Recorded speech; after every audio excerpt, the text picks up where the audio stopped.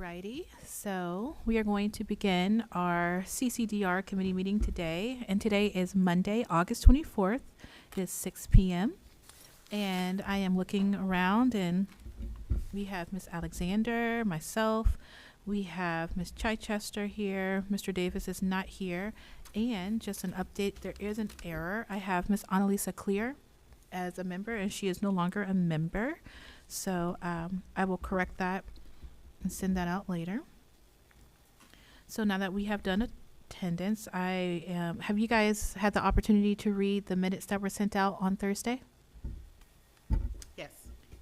Are there any corrections that you saw, or are we okay to accept the minutes and I can send them all over to our clerk of council?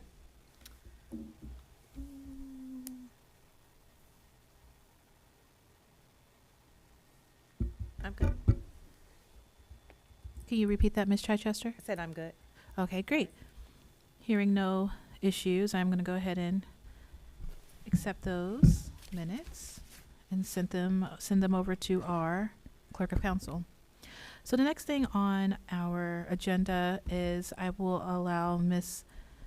Dukestein to update us on the BRT, which is the Bus Rapid Transit. Just give us a couple updates on the North College Hill route and the bus signs that she sent us in an email, I want to say a month ago. Yes, so the BRT, the routes that you see present on there, I actually made a print of them because I thought I don't know if you guys can see that in how TV many land. are added, but it's not actually BRT. These are just the added routes. Okay. So BRT routes are coming, but they're not on this list. Okay. And then I also printed out for you all just to see. I thought it was really neat working with Metro. I told them that our colors were green and blue. Yes. And so there are a couple options of what the signage will look like. And these are all in your email that was distributed. But they had a choice to give us signs with a little more orange in them. You'll see this option 1, and you probably can see it better in your printouts, or option 2. And they chose for us the one that had more of the green and the blue, so it goes That's with nice. our city aesthetic as we update and just continue to push North College Hill branding throughout our city. Yeah. So a lot of the signage that you see, which is why they wanted to send it to us, I think that that's just a nice thing that they're doing to reinforce that they're trying to team with us and make our city aesthetically pleasing in the way that we would want it to. So the list that I provided you today are the bus stops where you will see this signage. Okay. So it looks like we have, because I know not everybody can see what we have, and it's not emailed to you guys. It looks like we have 1, 2, 3, 4. There's like 35 or 40. A lot. So we're going to see those signs. And, I appreciate this a lot because we have a lot of bus riders. I know my husband would prefer to ride the bus than drive and pay for parking. So this is really exciting that it's going to look nice. My question is, I know we were going to talk about this last month. It is now August. What is the date and timeline for all this stuff to get rolling? For the new signs, Yes. I don't know. They haven't told us that yet. When can we get that? Because, what I appreciate is a lot of residents watch our meetings and we come up with a lot of really, really good ideas and good initiatives. But then people are like, okay, well, when are these things going to start? So I think when I was listening, because it's broader than our community. Yeah. And so when I go to the meetings, there are communities all over the greater Cincinnati. Correct. And so there isn't a space for me to ask questions, but the timeline for many of these cities to get the rollout is October. So that's the best that I can do in terms of that. So. Okay. So it's good to know that we are getting these new signs because that's part of the beautification of our city. I love that it's going to be green and blue. If you guys can't tell, I like the color green. So that's really exciting. But I don't believe that we should set a timeline on this because it could be, December, right? or next year. Yeah, so you said, I'm sorry, Madam President. Yes, So are absolutely. you saying October was was a broad base for the cities that you saw, or is that including our city? It's looking like maybe October, just for It was a clarity. broad base for multiple cities that they would start in October. Okay. And so I do know that they specifically talked about our city because they wanted to make sure that Center for the Blind Yep. there's going to be a braille fitting on each one of the bus stops because That's they awesome. want to make sure that they specifically cater to what's in the city of North College Hill. So I'm adding that addition because I think that's a good piece of information to have. But they also, when they gave that October date, we're talking about the upgrades that were going to happen in North College Hill around that timing. So that is what made me feel like that timing would be specific to North College Hill. Okay. And we'll just note that we know things happen, and October Right. may not be the actual date, but we'll circle back to that in October. Hopefully we see it before our meeting. Yep. And we can come back with praise. So that's awesome. I appreciate that update. Next on our list is the outdoor fitness court. We had visited one other fitness court just to kind of see what it's like. We utilized some of the equipment there, and it was really beautiful. It was spacious. I think they went with the larger size court. And the other side, people can do like dance or yoga, so on and so forth. So when I was there, I was really encouraged and excited to have something like this in our city. Originally, we talked about it starting in August, maybe in the fall. So I'm hoping that today we can get an update for when this is going to start. Ms. Dukestein did provide us a picture of where the proposed court is going to be placed. And if you guys are driving down Bising and you look over at Shaper Park, there is a basketball court. And to the right of that, I believe that's where this picture is, right close to where the walkway is. So to me, it looks like this is going to be the smaller fitness court. But at least we now have a location that is official, correct? Yes. So Dr. Blaylock and I sat down and talked about this location, and I'm correct. The location that you likely went to was Winton Woods, and they do have the larger fitness center. The only difference is that they have the back piece, I love which the is back where piece. you do like aerobic exercises. It's not necessarily larger than what ours is going to be. It's just it has that back piece where you can do like classes and stuff. Yes. We can still do classes in the green space along the side if we wanted to. You don't necessarily need a larger concrete slab to do classes. But that whole workout fitness area where the equipment is, we will be getting all of that. Awesome. And yes, this is the space. If you're facing towards the street with your back to the school, it would be left of the basketball court. If you're facing the school, it would be right to the basketball court. And specifically, the reason I didn't give a location is because it just would be a plot. It would be longitude and latitude. The address is Shaper Park.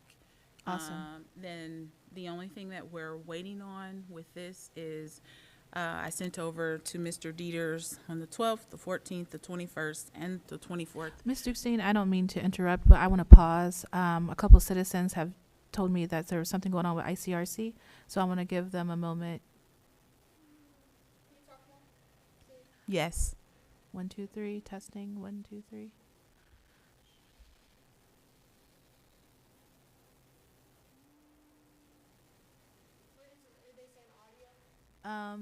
I'm not sure. I didn't want to.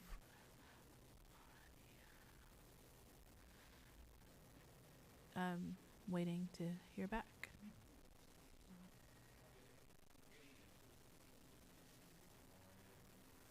Hi. Welcome. How are you? Good. Welcome.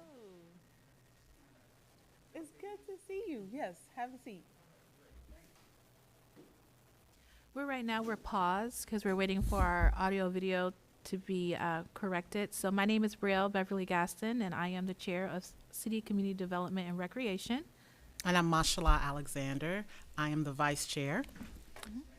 This is, Councilwoman Latanya Chichester. you know me, this is Kevin Searles. Did I say your last name right? Searles. I'm sorry. Nice. Now, and where are you from? Do you live here in North College Hill? No, I live in Woodlawn.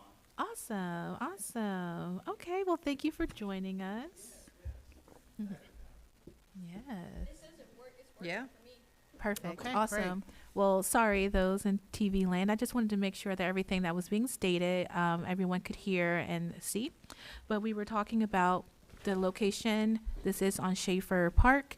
And just to kind of piggyback, I know we talked about this a couple of times. I know there was a dedication to Jerry Schaefer. So have we talked to the family? Are they aware? Like, what does that look like? Because I don't want to disrespect them by putting something on, something that has been dedicated, right, wrong, or indifferent. I don't know what words I'm trying to look for. I'm sorry. Had a long day today. But have we talked to them, and are they aware? No, we have not talked to them. The park is owned by the city, Okay. dedicated to that gentleman. Yes. In this particular plot, we're waiting for Bill Dieters to confirm whether this, through Hamilton County, it belongs to us, the city, or the district, North College Hill School District. So we're not sure if the city owns it or if the school owns it. We're not sure. So that's going to prolong the pouring of the concrete. No, and the it's start? not. That's where I was going It's not. next. Couple questions. Do we have something in writing from Dr. Blaylock? I know we had discussed that before in a previous meeting. Someone had asked, can we get something in writing saying, yes, this is where it's going to be, we're okay with it? So I sent an email to Mr. Dieters, which is what I was expressing before we were told that it was a technical interruption, that he's drafting something for the school district and the city to sign, and he's confirming the actual longitude and latitude, if it actually belongs to the parcel on the Schaefer Park side or the school side. Okay. Another question. Yes, ma'am. The elementary, they play over towards that area. How does that look during school hours, as far as having that equipment? Is that something that the school is okay with them having access to, since that is right, next to the children's playground? Is there going to be any type of barrier, or is that just open space for them to partake in as well? It's open space. The children will be probably redirected not to play on the equipment. Their playground is a good distance away from that area. It's kind of. It's right next to it. It's right It's there. gonna be right on it, yeah. Mhm, Because but they're it's not like a- the they're not play allowed to- area, and it's like on the other side of the basketball court. Like, Madam if Chair. this is the area, the playground is kind of like over here. It's not. I mean, my kids still go up there, even as old as they are. It's not. That's what I didn't know whether it had to be some type of barrier, and I hear you saying it's going to be redirection. I just wanted to know if that was going to be any type of issue when it comes to the contract or the different schematics that were laid out, saying it has to be so far from this and. Schematic, Well, you know what? Madam Chair. It doesn't, I'm not so concerned about the children because I'm sure there will be recess people. My question is, what will it be open to adults to come onto the property while the kids are at recess and lunch? How does that work? How do we stop people from using it while the children are playing and learning? Madam So- Chair, can probably shed a little light on this. Ms. Chichester, I want to make sure I hear from Ms. Dukestein and then we'll come to you. Okay. Thank you. So the agreement that we worked out with Dr. Blaylock would be the same as the park. It's one unified area. The play area where the students are is definitely a good foot away. Yeah. They don't play in this area on that grass already. Yeah. Well, because it's grass, but now that there's equipment, I wonder how that'll work. But we can talk about that a little bit later. Madam Chair, Yes, Mrs. Chichester. as a parent who's volunteered during recess, the kids are kept over towards the slide swing set area. They really don't utilize the other space where it's going to be. So when they're out there primarily know the rules. The preschoolers have their own area on the back side. And then the kindergarten, first, second, third grade utilizes where the swing sets are primarily when they do have that recess time. Okay. And that's on a regular day-to-day, everyday situation, correct? If the temperature is above 35 degrees, I think in Hamilton County, they are allowed to go out to recess if the temperature is above 35 degrees. Yes. And- Okay, that makes sense. And I think you hit the ages, third on down, first, second, third, maybe even kindergarten. I have a first grader, second grader, and a third grader, and I know sometimes when they see something a little shiny over there, they're going to try to run over and get to it. But if there is Yeah, adequate, they usually know the rules, and they know that their time will get decreased if they don't follow the rules. so I'm assuming there will be signage there that states that adults cannot utilize that area between certain time. Yes. Okay. Okay.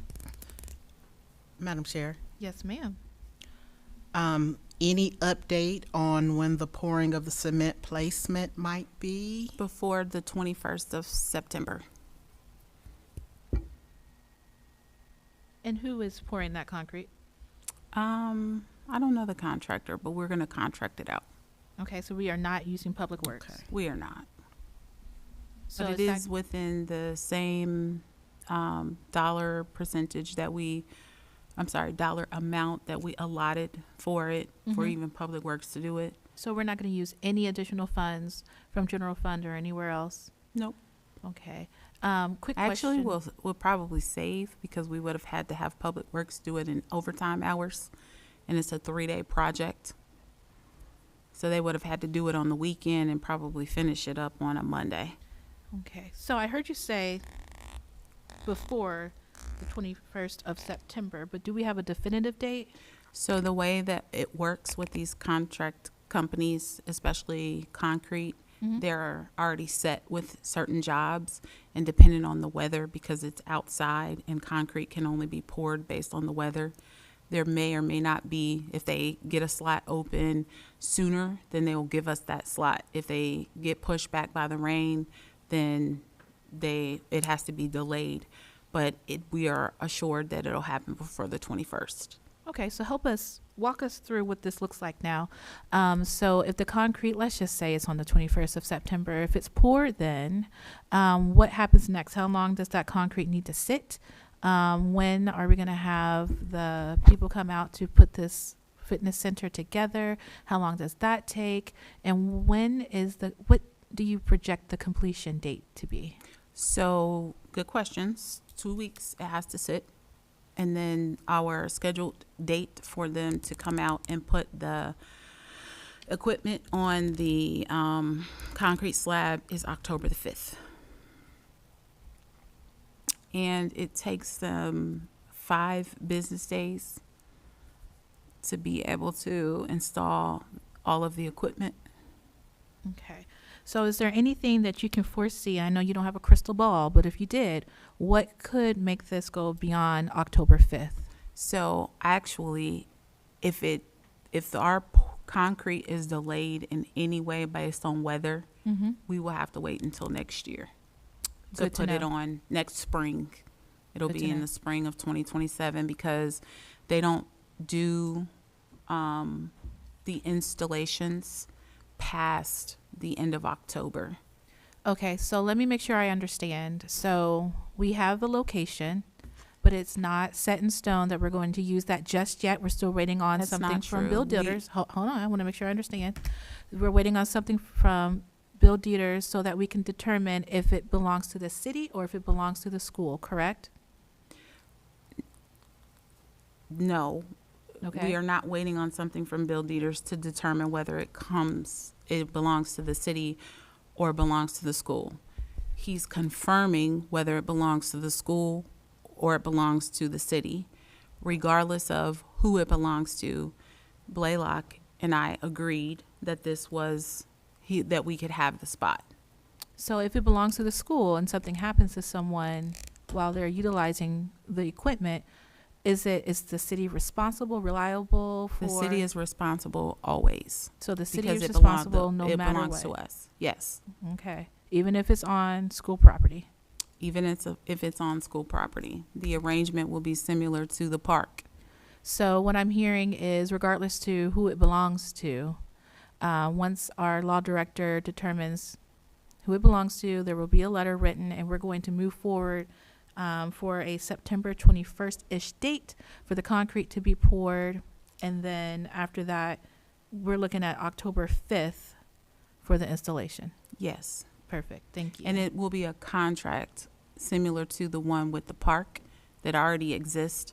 And so we decided to maintain the same hours with the park as we would the fitness center. Mm-hmm. So the current agreement is set to expire. And so at that time, when the expiration date, so we will mirror this agreement with the agreement for the park so that they can be renewed. And that short time, I think it's like a year, or maybe it's about a year. And what's about to expire? Can you restate that? I want to make sure I get So it. there is an agreement between the school and the city at how the Shaper Park is used for the benefit of the school. And it was done in a contractual agreement between the school district and the city.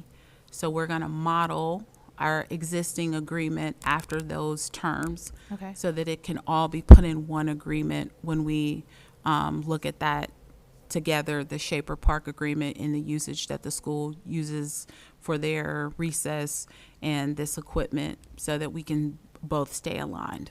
Perfect. One thing that I, if I may, request is, since we're moving forward with this, and it sounds like it could get done this year, but for those of you guys who are watching, if it doesn't happen by October 5th, October-ish time, it will be next year that we will revisit this.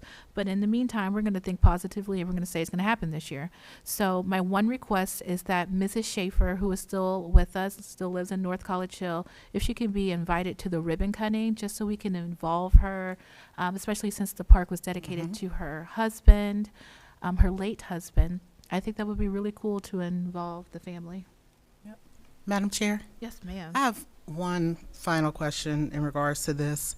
Have you selected a contractor, and if so, who is the contractor to lay the foundation? I have selected a contractor, but I don't remember their name. I can send it out to you all. Thank you. Thanks. Okay, well, that's positive. I'm glad to see movement on this outdoor fitness center. I'm sad that it won't be warm when people are using it, but at least we will have it. And when we have warm days, they can use it. And then next year, in the spring, we can get moving. So I'm excited. So I think that settles everything. The location, the project update and installation timeline. Thank you, Ms. Dukestein, for that. Next on our list is Veterans Park update. I was just going through some of my notes, and I really would like to see this project get started.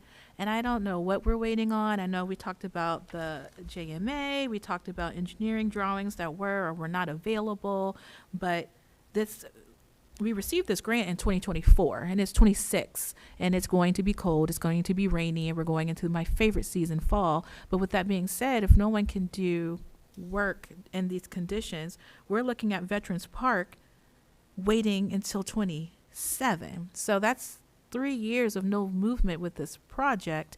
Can we get an update on where we are with JMA? Yes, so we requested JMA to give us a survey Okay. because we were told initially that the original work, the survey had been complete. That wasn't true when we started digging. No Okay. surveys had been complete, and so JMA had to do a survey for the first time. We requested it in May, and because that's when we learned that no survey had been complete. Okay. And they just got it back to us 8/18. Okay. And then when you see this paper, I put this in your Yep. packets. Yep. This is the survey. It's a little skewed just because it's printed on paper. And the cost of the equipment also went up. The difference is about $20,000. So what we're working on now, and I just got this information just today. I had reached out to him probably last week, and he was on vacation. And he reached back out to me on his return from vacation today. And he is the Director of Municipal Services for JMA. He was explaining to me why we had such a significant increase. And what that has caused us to do is recalibrate what else we can do with the park. We had a bunch of equipment already vetted, picked out, ready to go to purchase to begin this work. But with that difference, this is a match grant. Right. So we have to spend a certain amount, and then we have to match a certain amount. It's about 25% of the grant. Yes, that's understood. I think what we are waiting on is what is the start date. So now we got that back on August 18th. When can we move forward to start getting this park all set up? So the concern would be that part of the grant application required us to create a space for different demographics of children, sensory board, some Correct. of those things. And so since the ramp for children who need ramp services, or even individuals who want to get down to the park, was so significant, we need to kind of change what equipment we are able to purchase, because we don't have as much of the dollars accessible to us as we had before. So I am going to talk with Ms. Shiva Stevens not sometime this week to determine how we'll scale back to accommodate the increased cost of the wheelchair ramp. So I just got that information back from him today. So So it sounds like to me, and I don't want to speculate, but I just want to regurgitate back that we may not have any movement on this project in 26. no, I'm not saying that at all. Okay, so you're saying that we should be able to get some movement before cold season? Yes, my plan is to determine what equipment we decide to put in the park, just taking a good look to make sure we have a variety of things that will satisfy the grant that we applied for and the type of equipment that we applied for. And then we should be reaching out to them by the end of this week to let them know what it is that we're going to purchase, so that we can get moving on the dollars for this grant. Okay, perfect. That sounds excellent. And they don't have the same timeline as the fitness center. The fitness center is very tight. They actually fly people in to install. Right. And so their timelines look different. October for us can be cold, but it would not hinder continued work through October. Okay, well, that's good to hear. Like I said, we got this grant in 24, and I would hate to see it not happen in 26. So it's good to know that there's still a possibility that we'll have Veterans Park. And just to speak to this grant was well before me. And then 25, we were living off of believing that the project was further along. But when I talked to JMA, it did not have, it hadn't started at all, actually. You said this grant was before you? Mm-hmm. Oh, I thought you were on council when Ms. Clear got this grant. I was, but I was not city administrator to put the things in place. Just being knowledgeable from a city council seat, I have no more power than you would have to administer this grant. Interesting. Okay. Just wanted to make sure I understood.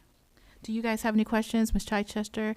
Also, I want to acknowledge we have Mr. Davis with us tonight. He arrived at 6:27, so we're going to give him some time to look at the agenda, and if he has any questions, we will work to answer those. Ms. Alexander, do you have anything on this topic? No, not on this topic. No, thank you. Madam Chair, Yes, Ms. can we Chichester. pass him a paper agenda, please? Yes, thank you.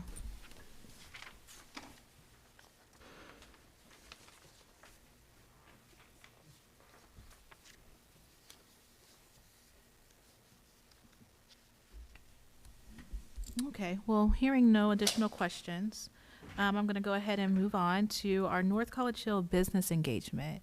So I know we have our mayor who does business of the month, once a month, and she recognizes the various businesses that we have in our city, but I kind of want to do a little bit more. Working with our businesses, seeing what it is that they need, having a list of what those businesses are, and figuring out how we can attract more businesses to come to our business district. So that is going to take a lot of work, but I'm really excited to dive into that with the committee and hear any ideas. Growing up here in North College Hill, I apologize if you guys have heard this story more than once, but my grandmother owned an African-American Black-owned nail salon here in the city of North College Hill. And she was a part of the business association, and there were a lot of really cool perks and a lot of cool things to have people engaged.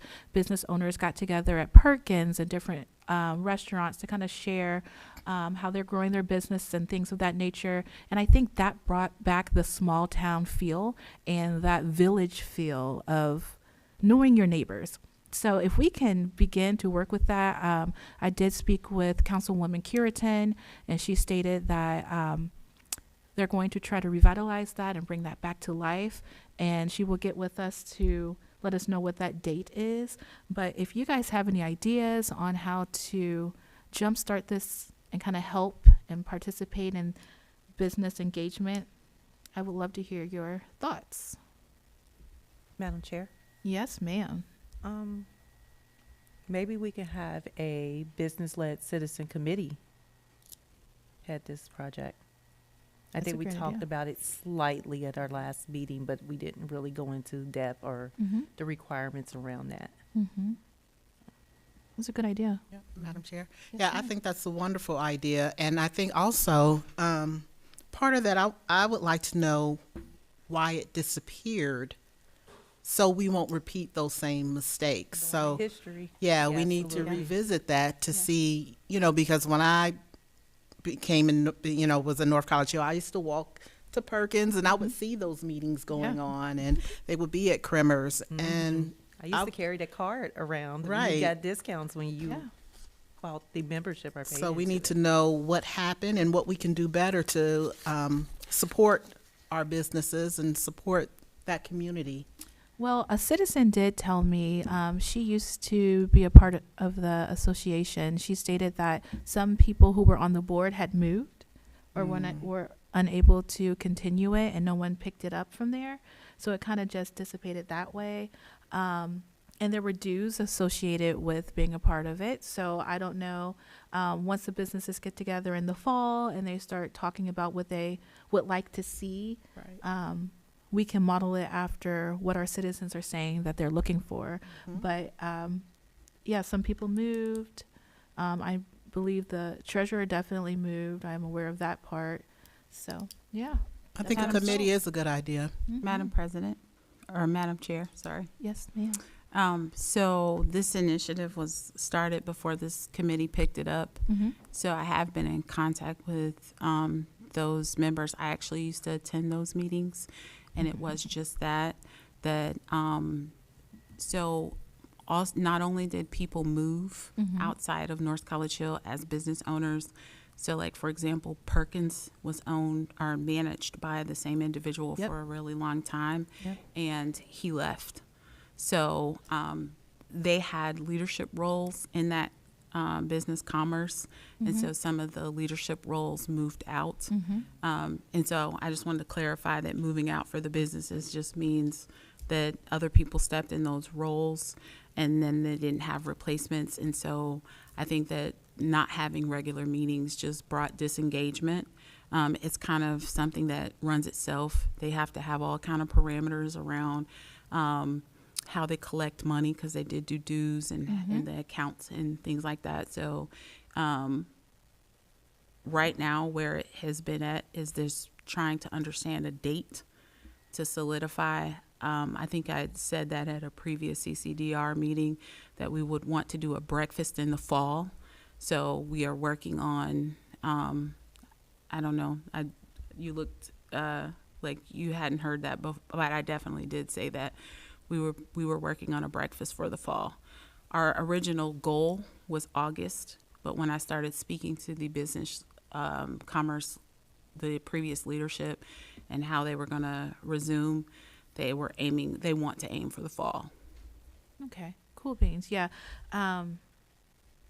Mrs. Curitan, Councilwoman Curitan, is heavily involved, and she's going door to door and talking to different businesses. And I believe, so you guys may be working together. So we will just wait as a committee to hear back from you guys, because I believe Councilwoman Curitan is our council liaison. So she can bring back information and things of that nature. But again, I encourage all of us to attend the breakfast when it is happening. So I look forward to that. So I don't know if she's doing the same thing, but the commerce is a organized group. They have an account and everything, so it can't just be like a new start. We have to connect with some of those old members to make sure that it gets started back up with under the same kinds of things that were already existing. They have to do an audit and everything for their resources and how they come in. So I think the last time they got together probably was December of 25, because they had a little Christmas party that I attended. So you've been in contact with them. So is it possible to get myself and the committee a list of registered businesses? The registered businesses through the commerce, or the registered businesses in all of North College Hill? You know what? I think both would be really great, because I know we have some mom and pop businesses, some people who do it from their home. So if we can get that, because I think that would serve a couple of purposes. One, we would know what businesses are in our neighborhood. And when it comes to RETA, when we give those business welcome packets, things of that nature, they can get the RETA information too. But if we don't have a list of registered businesses through the city, there's no way we can contact them. So we do have a list of the businesses that we know are here. So I can get that over. I appreciate So it. I guess I don't want to duplicate efforts, and this has definitely been in the works all of this year for us. So I don't. I would just like a list so that we can know the businesses that are in North College Hill, and so that our residents can know the businesses in North College Hill and keep our money in-house, in the city. So if I can get that, and we can start shouting people out and working with them, seeing what it is that they need, I think that would be pretty awesome. Does us no well if just the 10 of us in this room know the businesses. We want to make sure everybody in the city knows the businesses that are here in the city. So, well, Ms. Chichester, does anybody have any questions about this, or anybody excited to get this really rolling? Yeah. Okay, so we're moving right on along. We're doing good on time. So the next thing that I kind of wanted to talk about was, I know last year a lot of citizens were really upset that there weren't lights on the trees up and down Galbraith. And I kind of wanted to touch base on that again and see, are we going to have the lights back on the trees to make it very festive for the winter season? Are the electrical boxes that were previously damaged due to the road repavement, are all of those fixed? Where are we with that? Yes, all of the lights are fixed. We typically reach out to try to order our lights in October. However, we're doing it a bit early, so we're shooting for mid-September. Okay. Once that is ordered, would you be so kind to send me an email saying, hey, we ordered those lights for the trees, just so that I we don't know order there's the no- lights. The Public it Works Public Works? Director orders the lights. Okay, And I can reach out to him, or whoever is the acting Public Works Director. we have a Public Works Director. You have a Public Works Director. We do. Okay. Oh. And who is that? His name is Ethan Birch. He started today. Okay. Where's Ethan from? He's from Schneider Electric.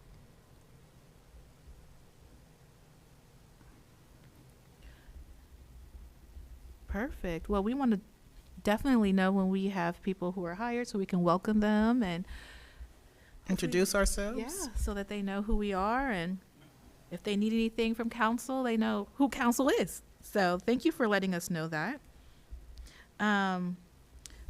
Let's see, I did have addressing sidewalks, but we'll hold on that. I'll put that in the parking lot. We can actually, I can speak on it. So I was looking for the piece of legislation or the ordinance actually that talks about sidewalks.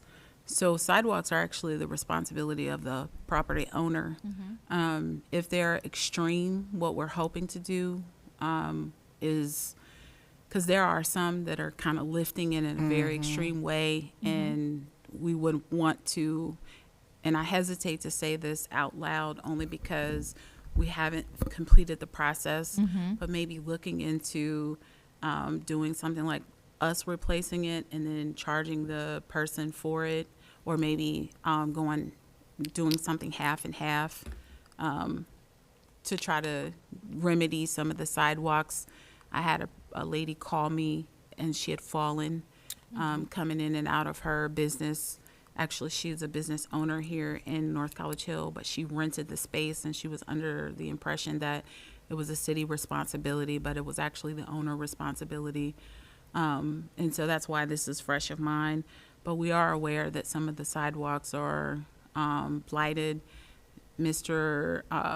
Wallace has been giving notifications, and we're looking into maybe creating what I would like to call a diversion program to help businesses or just sidewalk property owners kind of come up with ways to remedy or fix those things. Okay, when would that start? We are just talking about it from the legal standpoint. It's not something that we can rush.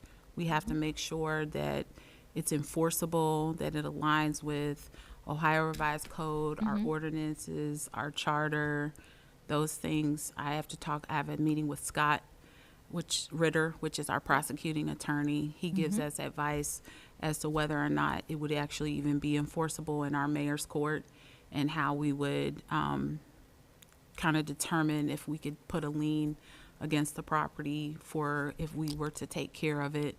We also need to look at the workforce to see if we have that available to do, because it would be our public works department fixing those things. So it's in the talks, it's underway. It's a lot of moving pieces. Our new public works director will, take that on and help aid Mr. Wallace and myself and Mr. Ritter just determine what a pathway forward looks like. Yeah, I appreciate that, and I thank you for the conversations Madam Chair, around this. Yes, can you ma'am? spell Mr. Ritter's name for me, please? Ritter. Okay, I wasn't sure if you were saying T's or D's. Thank you. I'm always concerned because citizens do come and talk about our students who are walking to school. And I know one year someone had fallen and broken either their ankle, they broke something. And whatever we can do to kind of help, because this is a walking district, I think that is really important that our sidewalks that they have to walk on are walkable. So whatever council needs to do to kind of help, not speed up the process, because we want to make sure everything is done with excellence, but we make sure that our walkers are walking on safe sidewalks. I know that's a public safety issue. I don't mean to step on anybody else's toes, but the community needs to have good sidewalks. So I thank you for sharing that with us. Moving right along, just our park updates. Are there any other parks updates that you have, specifically Pies Park lock status? It is 8 months later, and that lock is still on there, but hopefully you're going to tell me it's not. Is that the lock is not on there? Is the lock still on there? It probably is. I mean, I have not been able to get a response. I was even over at the Center for the Blind and left a message for the CEO. I have not been able to respond. It's not our fence. It's not our gate. It's the lock is there. I mean, other than cutting it off. It's not our gate? It's not our gate. The park belongs to them. And in the agreement, and I did send the agreement out to you all, any structure or anything that we add belongs to them with the exception of the play equipment. It's in the contract. No, I understand that. I just, So- again, That's what I was saying. Like, we can't just remove the mark of the lock just because it's, frustrating to us. okay. And I don't know who the lock belongs to. I think that there was some chatter that it belonged to Mr. Wilson. It does not. I asked the police department. It does not belong to them. So until we can get something, I don't want to remove a lock on a gate that doesn't belong to us. Okay. Just for those in TV land who are unaware, maybe tuning in for the first time to one of our meetings, Pies Park is a park that is located at the end of Kleindale. It's owned by Clovernook School for the Blind, and we lease that property out from them. And there was a concern that having an unknown, unidentifiable lock on a gate would be like a safety concern because we don't know who that lock belongs to. Anybody who has access to the lock can lock the fence and the gate. And even though it may seem small to some people, it's a big deal because we want to make sure our citizens have access to the park. And if someone can just willy-nilly put a lock on, they can take it off, they can lock it up. And it's just a little concerning. Something that was brought up by the committee in January, and we haven't gotten anything back from anyone to state who it is. So just from an administration standpoint, how long is too long for something to be there? And when do we step in to say, hey, we are removing it? Madam Chair. So I don't know if it may have been some talk around it in January, but we didn't even renew the contract on the park until May. Understood. I have an email when I asked about it because I believe I was the one that mentioned it January, the beginning of the year. So in January, we were not renewing the park Understood, rental. but council didn't know that we weren't renewing until about February-ish time. So although it was not renewed, we were not aware that it wasn't renewed. So the goal of having that lock removed was still a goal because we didn't know that we were in negotiation.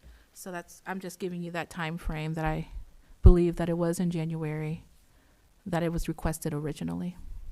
Madam Chair, Yes, Ms. Chichester. I had a question. Maybe I heard it wrong, but is the lock just sitting there? Or are you saying someone used it and locked the gate, or is it There is a lock that is locked on one side of the fence, just hanging? just hanging there, yes. Okay, so I was listening, but I think, did I hear you say someone came and used to Someone lock the could gate? come and Oh, lock it. could Yeah, come. Yes. Oh, whoever no, I owns was just, it. that's why I was like, wait, someone did what? But no, Mhm. so it's just been hanging, sitting? Okay. Hanging, sitting, waiting for And it's probably whatever. Clovernook, because they did lock the gate when our contract was in negotiations. Is that They did. what I remember? Yes.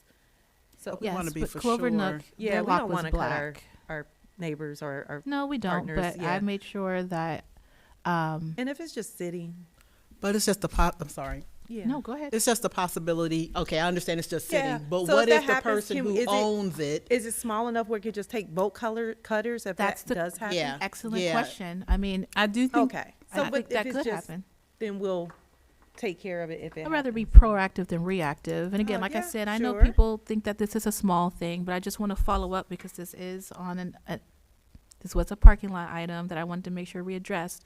Because if anybody goes back there with a car or whatever, and then someone comes up and locks it because they have the ability to, now somebody's locked in there. You know what I mean? So I just want to make sure that we know who owns it, so that nothing strange happens. I'd rather be proactive than reactive for the safety of our citizens who may use that park. Madam President or Madam Chair. Yes. Sorry. All these meetings just run together and feel the same. So I apologize, Madam Chair. So I think that the point of when we did understand that we were not renewing the contract, we definitely weren't addressing a lock that didn't belong to us on a park that didn't belong to us. And I don't want to make the lock insignificant, but we did just renew the contract I believe we were going back and forth at the end of April. It was official as of May. I don't even think we got in the park officially until June. It was when it actually reopened. And so I would agree that if it is a random lock that belongs to just any person, that we probably do need to move forward to getting it off. However, I am not at liberty to remove a lock from a park that doesn't belong to us. And I have been proactive at reaching out to the contact that I have that would help us with this over at Clovernook Center for the Blind.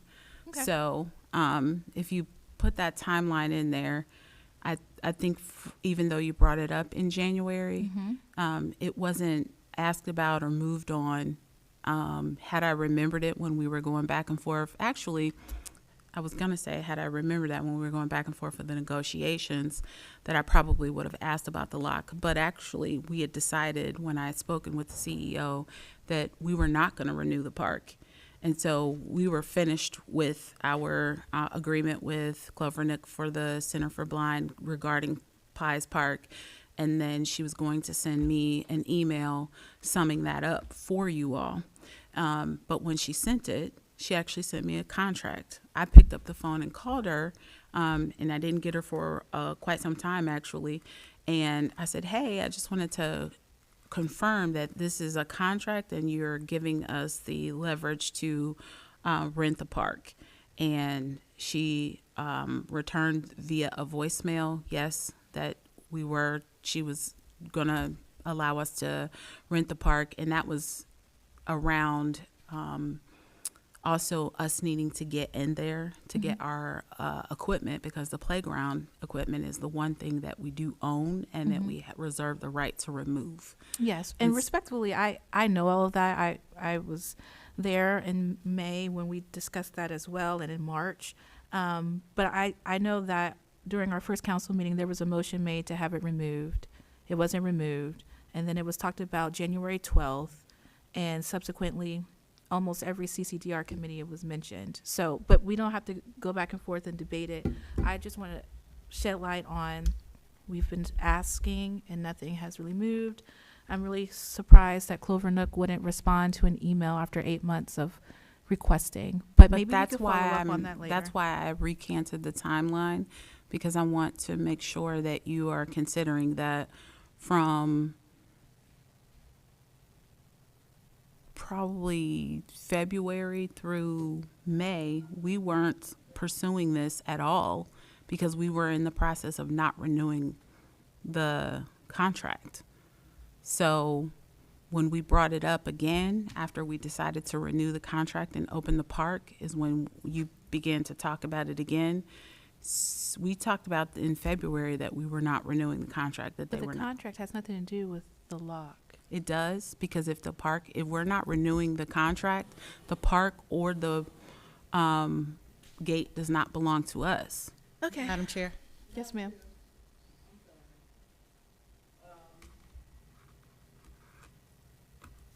I will call on Ms. Mashallah or Ms. Alexander, and then I will have a comment from the audience. So what are the next steps? Bottom line, what are the next steps? I know you've reached out.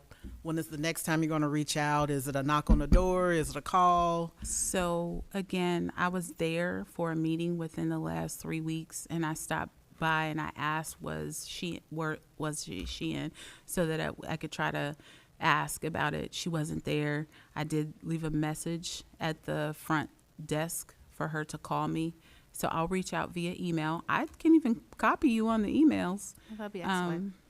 to determine it about the lock. Okay. But I would like to allow, okay. So next, moving right along, so I will look forward for that email. If you wouldn't mind CCing Ms. Alexander as well, that'd be great. Number 8, we don't have too much time, but Party in the Park, Moving in the Park. Ms. Alexander and I have been working to kind of pull some of this stuff together. It does look like it's going to cost a little bit more than $800 to execute this, to make sure we have the screen, to make sure we have the electricity needed. As we continue to discuss Party in the Park, I will follow up with Budget and Finance to make sure that we can appropriate funds. It's not too much over 800. It's literally over 800 by like $65. But I will prepare that and send that to our Budget and Finance chair, and hopefully we can sit down with Ms. Shiva Stevens-Knott and move forward with that. And we're still shooting for mid to end September. Does anybody have any questions on Party in the Park? Madam Chair, Yes, ma'am. so the movie rental, that has to be used here? It's Yes. tied to okay, just making sure, because you said the electricity. And I was thinking when you said making sure that we have access to electricity, that you weren't aware that it had to be used here. Yes, but I just wouldn't. I'll follow up in an email with all the details. Thank you. So old business, just really quickly. So we have passed the ordinance resolution for the little free pantries to be placed in North College Hill. We have 2, and I just wanted to know what are the locations and when is the implementation date? The locations, one is here, and actually, I don't know. I probably Ms. Chichester would be a better fit to answer that question. Okay. Yes, Madam Chair, Yes, ma'am. will be here at the Senior Center and then at Goodman and Simpson near, the park name, I always call it Miller. Dumley Dumley. Sorry. Dumley. Stomley. Okay. Park, so yeah. Okay. So what is the implementation date? When can we expect to see the goodies in there and people being able to use it? I think our project timeline said October from our We Thrive meeting. Let me look at my notes from that meeting. Bear with me. But there are some things that's happening on the back end at the same time. The boxes are being cleaned up and the signage has to be approved for the boxes. And then there's the installation portion of it that's working on. So hopefully if all the things align, we're thinking October. Okay. So October for the little free pantry. Awesome. Awesome. Is there anything that council can do to help with this process? No, we already passed the resolution. The Thrive Committee is working on it. Okay. So where are we getting the resources for the items that are going in the little pantries? Right now, there's going to be donations, Okay. but there's specifics around those donations. And once you scan the QR code on the signage, it'll tell you the recommendations and requirements of things on there. Okay. So just to clarify, they're going to be donations. So We Thrive isn't purchasing any items to have them in there. There aren't any POs or anything that need to be addressed. Well, those have been addressed within the We Thrive Committee. Okay. So they've been addressed within We Thrive? Mm-hmm. Perfect. Not Thank for- you. Madam Chair, Yes, ma'am. not for the food. Oh, yeah. Are you meant for the The supplies food can too? only be donated Yes. Are you I thought you meant the supplies per of the the parameters boxes. of the grants. She just said POs, and she was Okay. talking about the food. Okay. Does anybody have any new business that they want to bring up? Madam Chair. Yes, sir. Okay. And I know I got to talk fast. I see the time. So school just started, and we've been bringing up the idea of having a student, have a student from either North College Hill High School or Trojan Way come up and be a honorary member of council. Yes. So that's I brought up I got the flyer working on them. Send it to you tomorrow. Calling it Perfect. basically a seat at the table. I love that. Where basically a student for each general meeting, they get to sit up here. They're a non-voting member, Right. but they'd be a speaking member. So the same when we have to call the members, they're allowed to speak. On the things that matter to them that they'd like to see us address. And my question would be, would be able to approve a stipend for each of these students, because if you break down what we get paid down to by the 5 meetings we have a month, it'd be like $90 a minute, 90 a meeting, not 90 a minute. Madam Chair. I do want to say I really like that idea. I myself and council member Zorb went to Winton Hills, and they were doing the ribbon cutting for the toolbox or tool bank, and they have a citizen, Mr. Davis. they have a citizens council and they have a student council. So I think that, without reinventing the wheel, we can go and create or see how they did it and go forward. I'm not sure about how it would work as far as paying, but that it would be a really cool volunteering shadow opportunity. But that's something that we can carry into budget and finance and see how that goes. Yeah, maybe a government student. Yep, Right. government students. Yes, Madam Ms. Chair. Chichester? So I don't know if you guys remember, at the end of the school year, we already had started working with the school about implementing that, and already talked with Dr. Blaylock and the government teachers.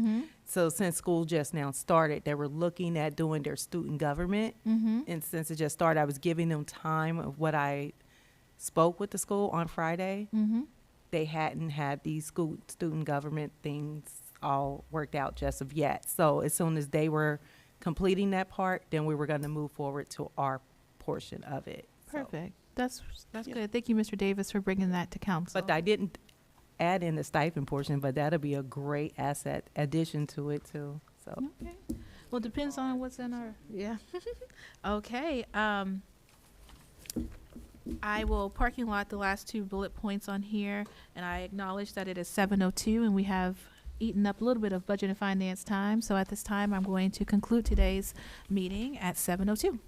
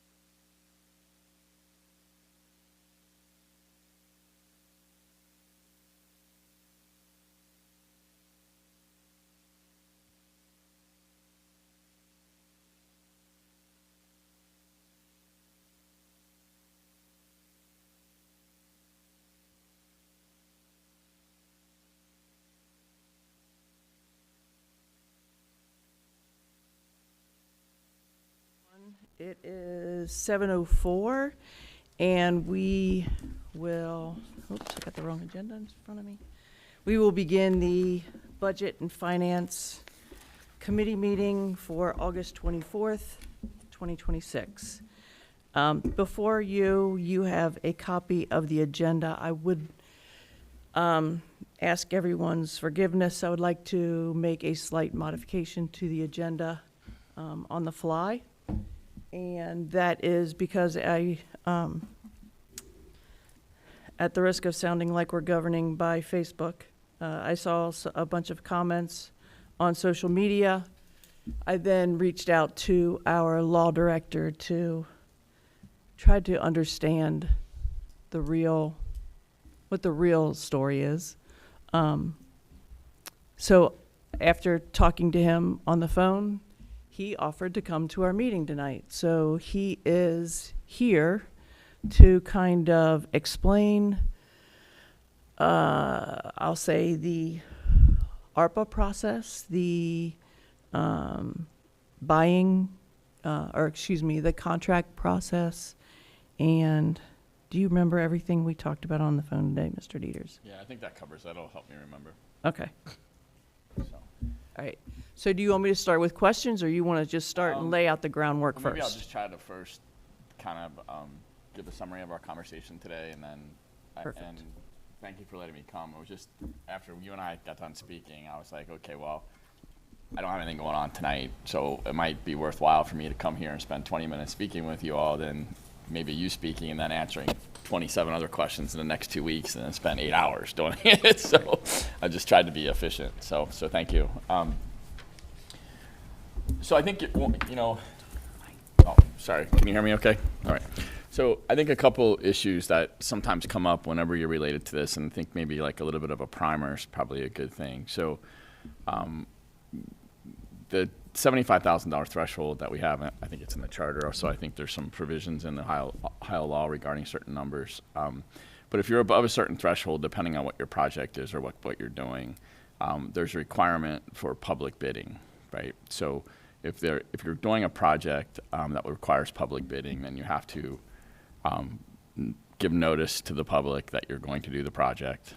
Usually I'll have a spec sheet or a request for proposals that has to be open for 30 days. And then after that process, once the bids come in, you have the ability to look at those bids, and then you're required to go with the lowest, most responsible bidder, right?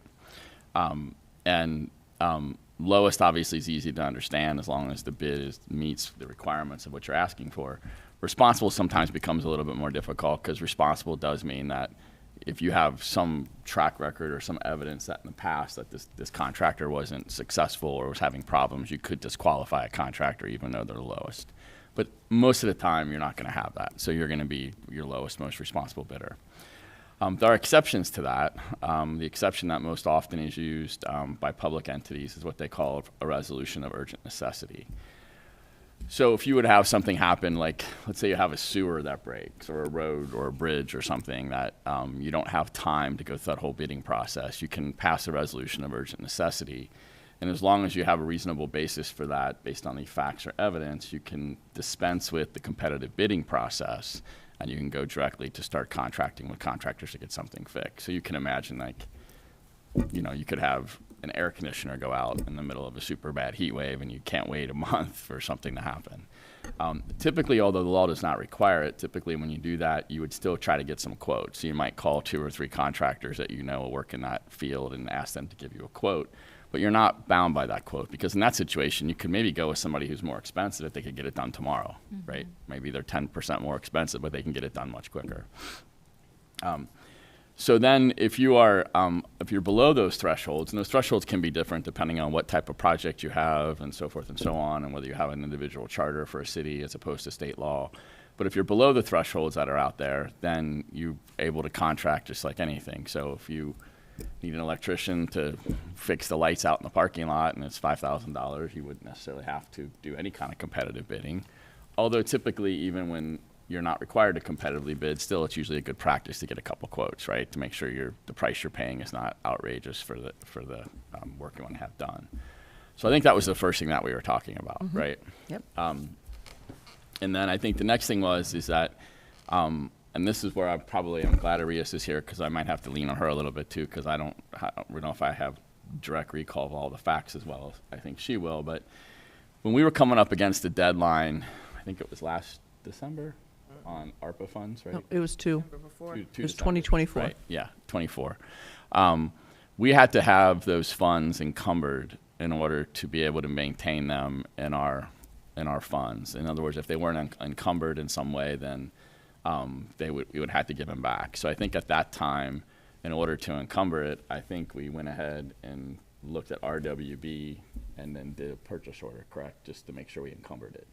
Now that was to encumber it for the purposes of maintaining our ARPA funds. I don't think ARPA would have cared eventually if we ended up contracting with somebody else. It's just that we committed to doing, and that we were going to do it by doing that, right? Like we at least showed our intention of doing the work.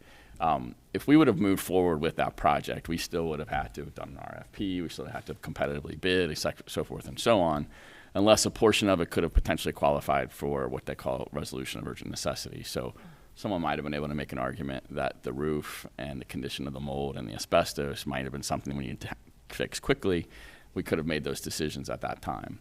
And And so then the last question I think we talked about was whether or not you could use ARPA funds to abate the asbestos and or tear the building down. And I don't know if I know the answer to that one, quite frankly. And I think I told you that because, and this was sort of a little bit of the conversation that Arias and I had just a minute ago. I mean, the spirit of the ARPA funds were to restore, protect, maintain. And so a lot of those ARPA funds were able to be used for things like maintaining police and fire, maintaining additional gear and things that our police officer, firefighters, or city employees might have needed. When it went to schools, it was to maintain academic practices and remedial practices for kids that were missing out on things. So it always had like this restore, revitalize, maintain kind of aspect to it. So if we were going to use the full amount of funds to take the building down, I think that would be something, and I think I said to you, Mary Jo, no matter what we do on that, at some point, if we can get the state to put something in writing, we need to make a specific question to them. Here are the funds we have available. If we do this with it, do we have the ability to use these funds? And most importantly, I think the first thing is that I think council has an ordinance in front of them that's up for a third reading at the next council meeting, which would require abatement of asbestos, because whether we tear the building down or choose to renovate it, that has to happen no matter what, right? So, and then the question would be, can you use that $31,000 ARPA funds, or would you be able to take that out of the general fund if you had the money available in the general fund? I think isn't that what we covered? Did I miss anything? Not according to the notes that I took. Okay. But I do want to back up a little bit. So I heard a comment. I heard something that you said we still could use someone other than RWB, and we would still have to get 3 quotes if we went. Well, if we, let's say tomorrow we decided to do the full renovation project, right? Then we would have to decide, we'd have to look at what we were asking RWB to do, and would that be something that would be germane to potentially a resolution of urgent necessity, and therefore we would not do public bidding and potentially get some quotes? Or would it be something that, based on the nature of the project, it would need to be fall underneath the competitive bidding processes, and then we'd have to competitively bid it by getting, advertising for bids and accepting bids and then picking the lowest, most responsible. But I believe, unless I'm incorrect, that initially the administration just wanted to figure out what a potential pricing structure would look like, put a PO out, and be able to tell the ARPA agencies that, yes, we have encumbered the money. But just encumbering it doesn't mean that we contract it with anybody or we've signed a contract or we're bound to do any of the work. It just means that we've encumbered it, that it can't be used for something else at that point unless we do something different. So right? I do want to tell you that we've been That's not told something It's not very, true. very What you're different saying is than not that. true. Yeah, that's why I don't know. So yeah, so please That say. is not an accurate statement. So that's, I'm not sure, then we didn't sign a contract with RWB, correct? I'm going to let Ms. Shiva Stevens not answer the question because she is the finance person, and I think that it would be better coming from her. Okay, well then that's why I wanted to make sure you guys were here, because I didn't want to say something incorrect. Madam Chair, I think it is important to believe that we're talking about two things. Mr.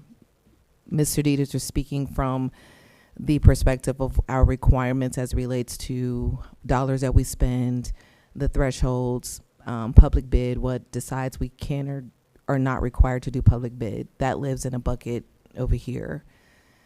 The purchasing process, the process of actually encumbering funds and actually creating a purchase order, binds you by what's on there. And if you have a regular purchase order, it binds you to the vendor, especially when it is in a closed year. So this is a purchase order that was encumbered, issued in 2024.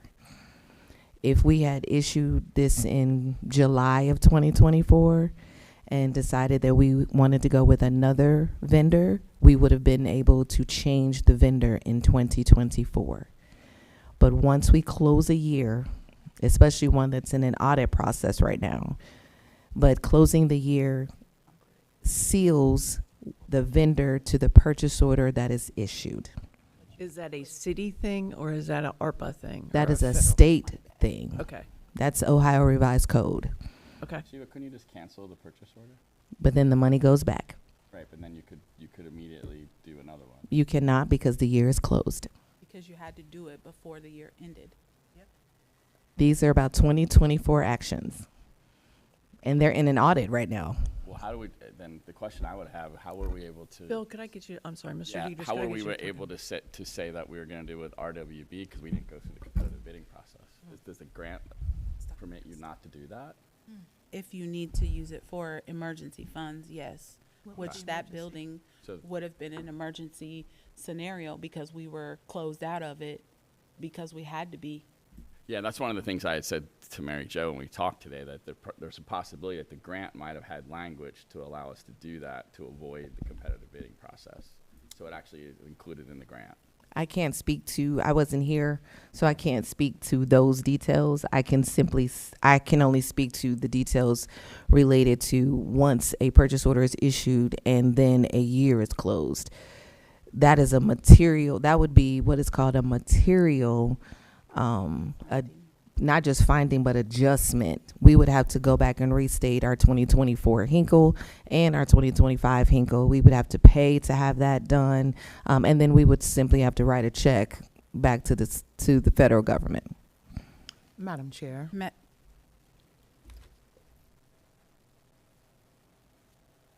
Yes, Ms. Carrington. As on this topic, there are questions, but I just wanted to confirm, Ms. Dukestein, I believe that you mentioned that you encumbered the dollars because there was an emergency. Can you share with the committee what the emergency was, please? There were multiple things that created an encumberment of that direction. There was also legislation passed that we were moving forward in the renovation of the building. And we were evacuated, or they, during that time, were evacuated from the building at that time in an emergency situation. Just to confirm, and Madam Chair, even though the building was an evacuation, there was a secondary housing, the senior center. And I believe it's that it was not an emergency because there was secondary housing made available almost immediately. Mr. Dieters, can you speak to that from a legal Well, perspective, sir? As long as the position of whoever's determining it, that it's emergency, is reasonable, two people can look at the same facts and both be reasonable and disagree about what's going to happen. I would say that you have a leaky roof, you have asbestos, and you have mold. I think it would probably suffice to indicate that you would be able to say it's a urgent necessity or an emergency. Except that we had been out of the building for quite some time. With the intention of going back, per the mayor. Well, sure, I mean, it's still, Well, again, I mean, that Could could be, happen, I that could be guess, subject to theoretically. interpretation. It doesn't make one person right or one person wrong. It's just, right, I mean. But the question I would have too, Shiva, would be, since that goes back to 2024, like, no contractor's gonna hold a price for that long. So how does a purchase order even still work if it's that old? In the grant, I'll speak to that. So for example, all of the grants that we receive, when you get the purchase order, we have a set amount of dollars that we have encumbered to that. If the price goes up, then we have to pay the difference. So for example, we're in another grant right now where the price has gone up. We've had that numerous amount of times where the price changed, when we have to supplement the difference in order to use those dollars, but those dollars have to be specifically used in that way. What would you do if like a contractor was no longer in business that you did a PO with? I would have to go to the state regarding that. Because I would have to go to them and say, hey, believe it or not, this actually very specific question has been asked of our auditors outside of these public spaces to ensure that the information that I am providing is accurate as it relates to how a purchase order can be managed outside of a closed year that has been designated for a specific vendor. So if you didn't have a situation where you had grant money that said it had to be encumbered or used by a certain date, you could always cancel a purchase order and then redo one. But the problem with this one is because there's a deadline for the money, you're saying the auditor says once you cancel that purchase order, then you've released those funds and then you can't re-encumber them. That is correct, because the year is closed. Not just because there's a deadline on the money, Because the year's closed. because the year is closed. But if the deadline on the money was December 31st, but the year didn't close in January, you'd still have that, the deadline would be the day of the grant, would it not? Correct. So then you no longer fall under ORC, you falling under ARPA. So Okay. the rules, they're Okay. rules based on where you are. So the ARPA rules were, this has to be encumbered by here. Okay, that It makes was sense. done. ORC's rules is, once the year is closed and it's on a purchase order and there's a vendor, it can't be changed. Madam Chair. Okay, I'm sorry, I'm gonna That's okay. step right ahead of you for a second. So I have the question in my head that says, do we have a signed contract with RWB for the 480 part? No. Okay, good. And I just lost my other question. You can go ahead. Sorry, because I lost mine. It's okay.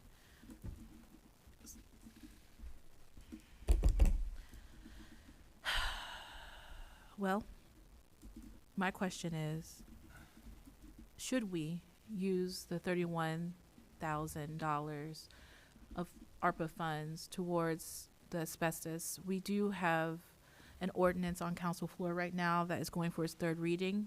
I'm not sure how it's going to go. I don't know if it's going to pass or fail, but let's just say if council decides to tear the building down and we've used ARPA funds to abate the asbestos, do we have to send those funds back? Like, how does that work? Is it safer, Mr. Dieters, to use general fund and not touch the ARPA funds?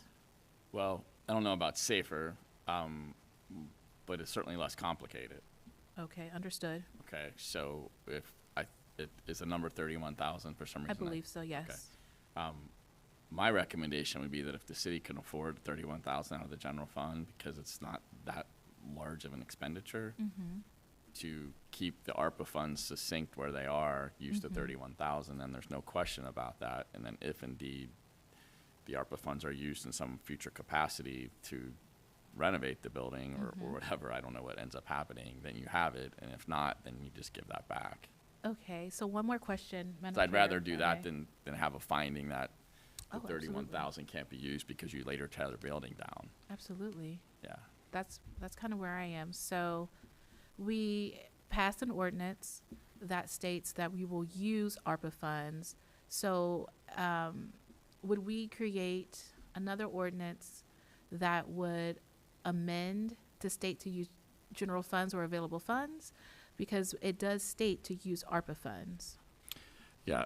I guess that question would be a question as to whether or not you thought that changing it from ARPA funds to general fund was a material change. Because if, as you know, in the third reading, if you don't do a material change, you can make small amendments and not have to go back over again. Okay. If you determine that was a material change, then you would have to start over again on the first, second, and third reading. Okay.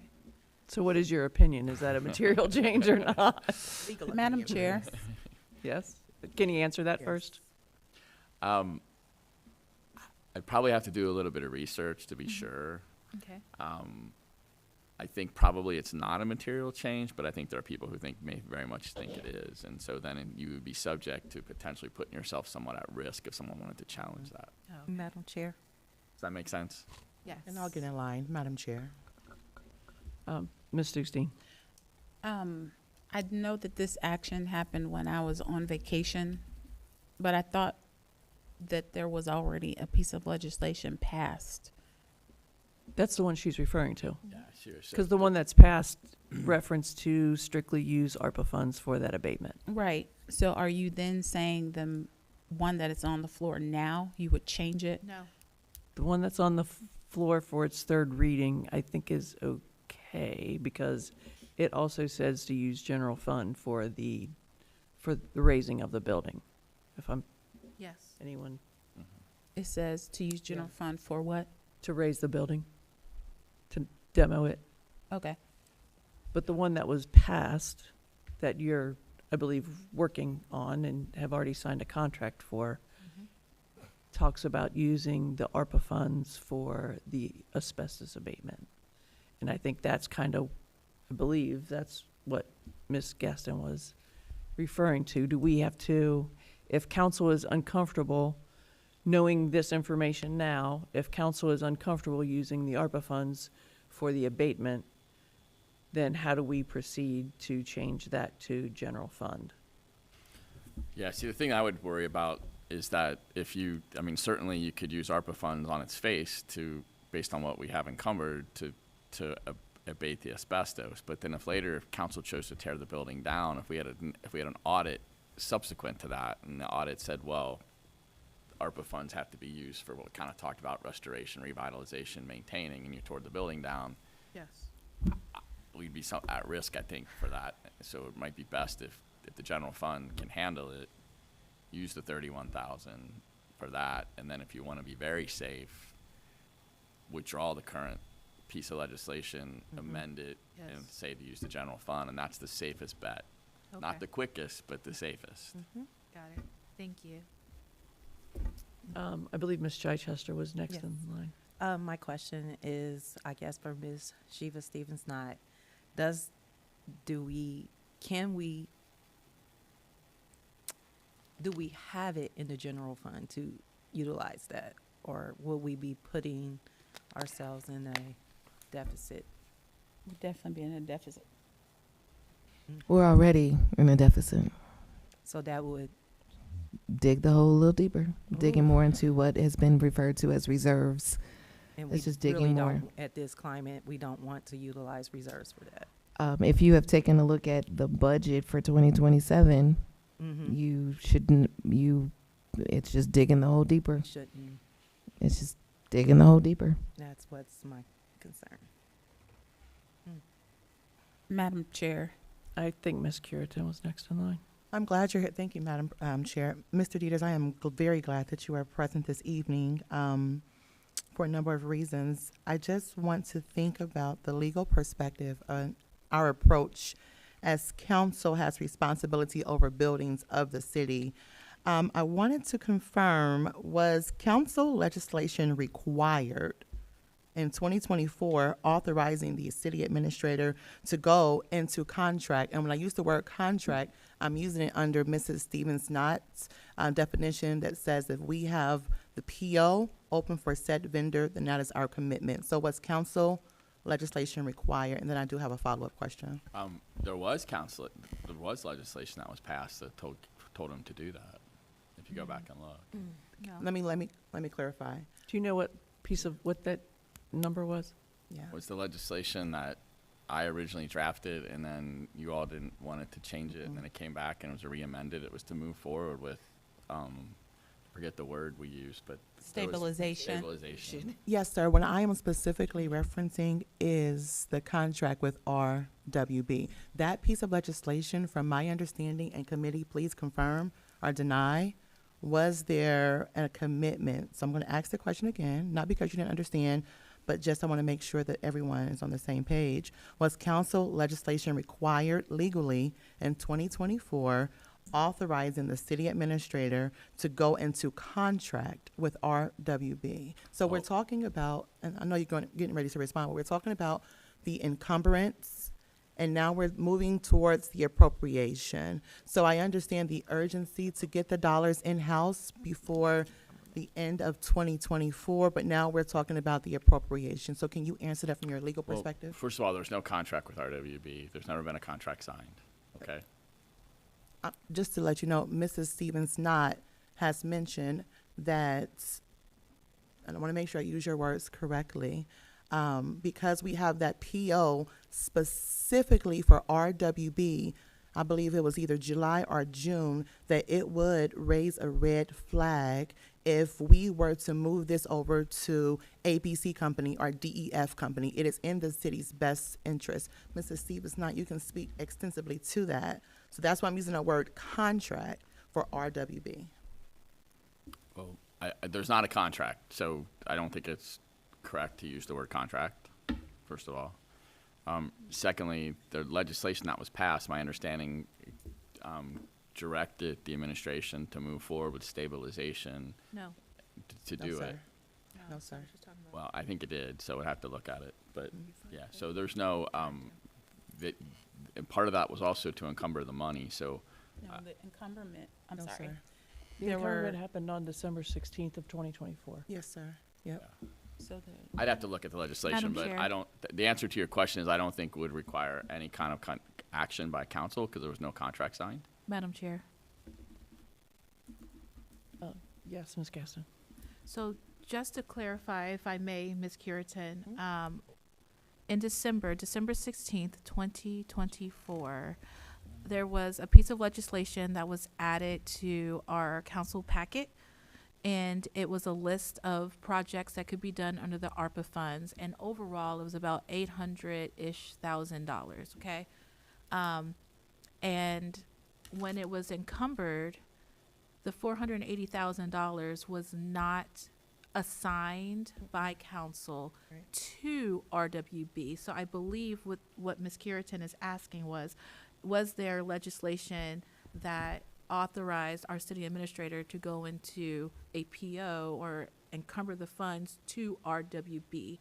And I believe that's what our citizens are asking on Facebook. Where did that process, who, what, when, where did we decide, even if we didn't do the 3 bids, right? Because it was considered an emergency, who authorized it to be RWB? Am I correct or incorrect in that statement? You are correct. Thank you. Madam Chair, Yes, Ms. Stewstein. so there are 2 pieces of legislation that we're speaking around. One was to stabilize the, Talking about that though, I understand, but I didn't get to finish. that was in 25. One was to stabilize. There's not a piece of legislation that is required to encumber dollars, but a piece of legislation did exist to encumber dollars, not specifically to RWB. There is a whole list of dollars that were encumbered. All of them were encumbered to specific vendors. The only one that is being questioned is this one. And there were multiple of them that were over the amount. So, I mean, I don't even know that the $7,500 or $75,000 plays a part in this. There was a list of projects, dollar amounts attached, and those were encumbered to specific vendors, contractors, all of us such. That list was provided to council. With the encumberment, it was a piece of legislation that was passed. Madam Chair. I'm sorry, I'm going to jump in real quick. Mr. Dieters, I heard you say something about a resolution of necessity. Was that something that was in order and should have been done back in 2024 then? That would only be done if you were going to actually contract with somebody, like actually sign a contract without doing bidding. But I think what my understanding is that the actual language of the grant itself didn't require you to do that. You could move forward if it was an emergency. So if that language is in the grant, you would not need that. The other I'm sorry. No. So, I'm still stuck on, you're saying that it was the ARPA qualifications that dictated that and not the law at that point, because we Well, didn't need the resolution of necessity. No, the law. Because I feel like we did get tied to RWB. That's what we've been told repeatedly. So if and we didn't do the 3 bids. So I feel like I'm missing a step somewhere. Well, I think Ms. Knotts put it the best way. If you didn't have a grant and you weren't dealing with the grant and the grant timelines, it would be a completely different situation. But since the only reason So the you're- grant only throws reason all the you're- laws out of the well, picture? the grant required you to encumber the money by that date. In order to encumber the money, you have to have a purchase order. In order to have a purchase order, you have to have a company. Madam Chair. See what I'm But saying? but when you look at the law, and I forget what law it is, there's an ORC that says something about the emergency clause, and a deadline does not constitute an emergency. But that's only if you are actually contracting. You're going to sign a contract.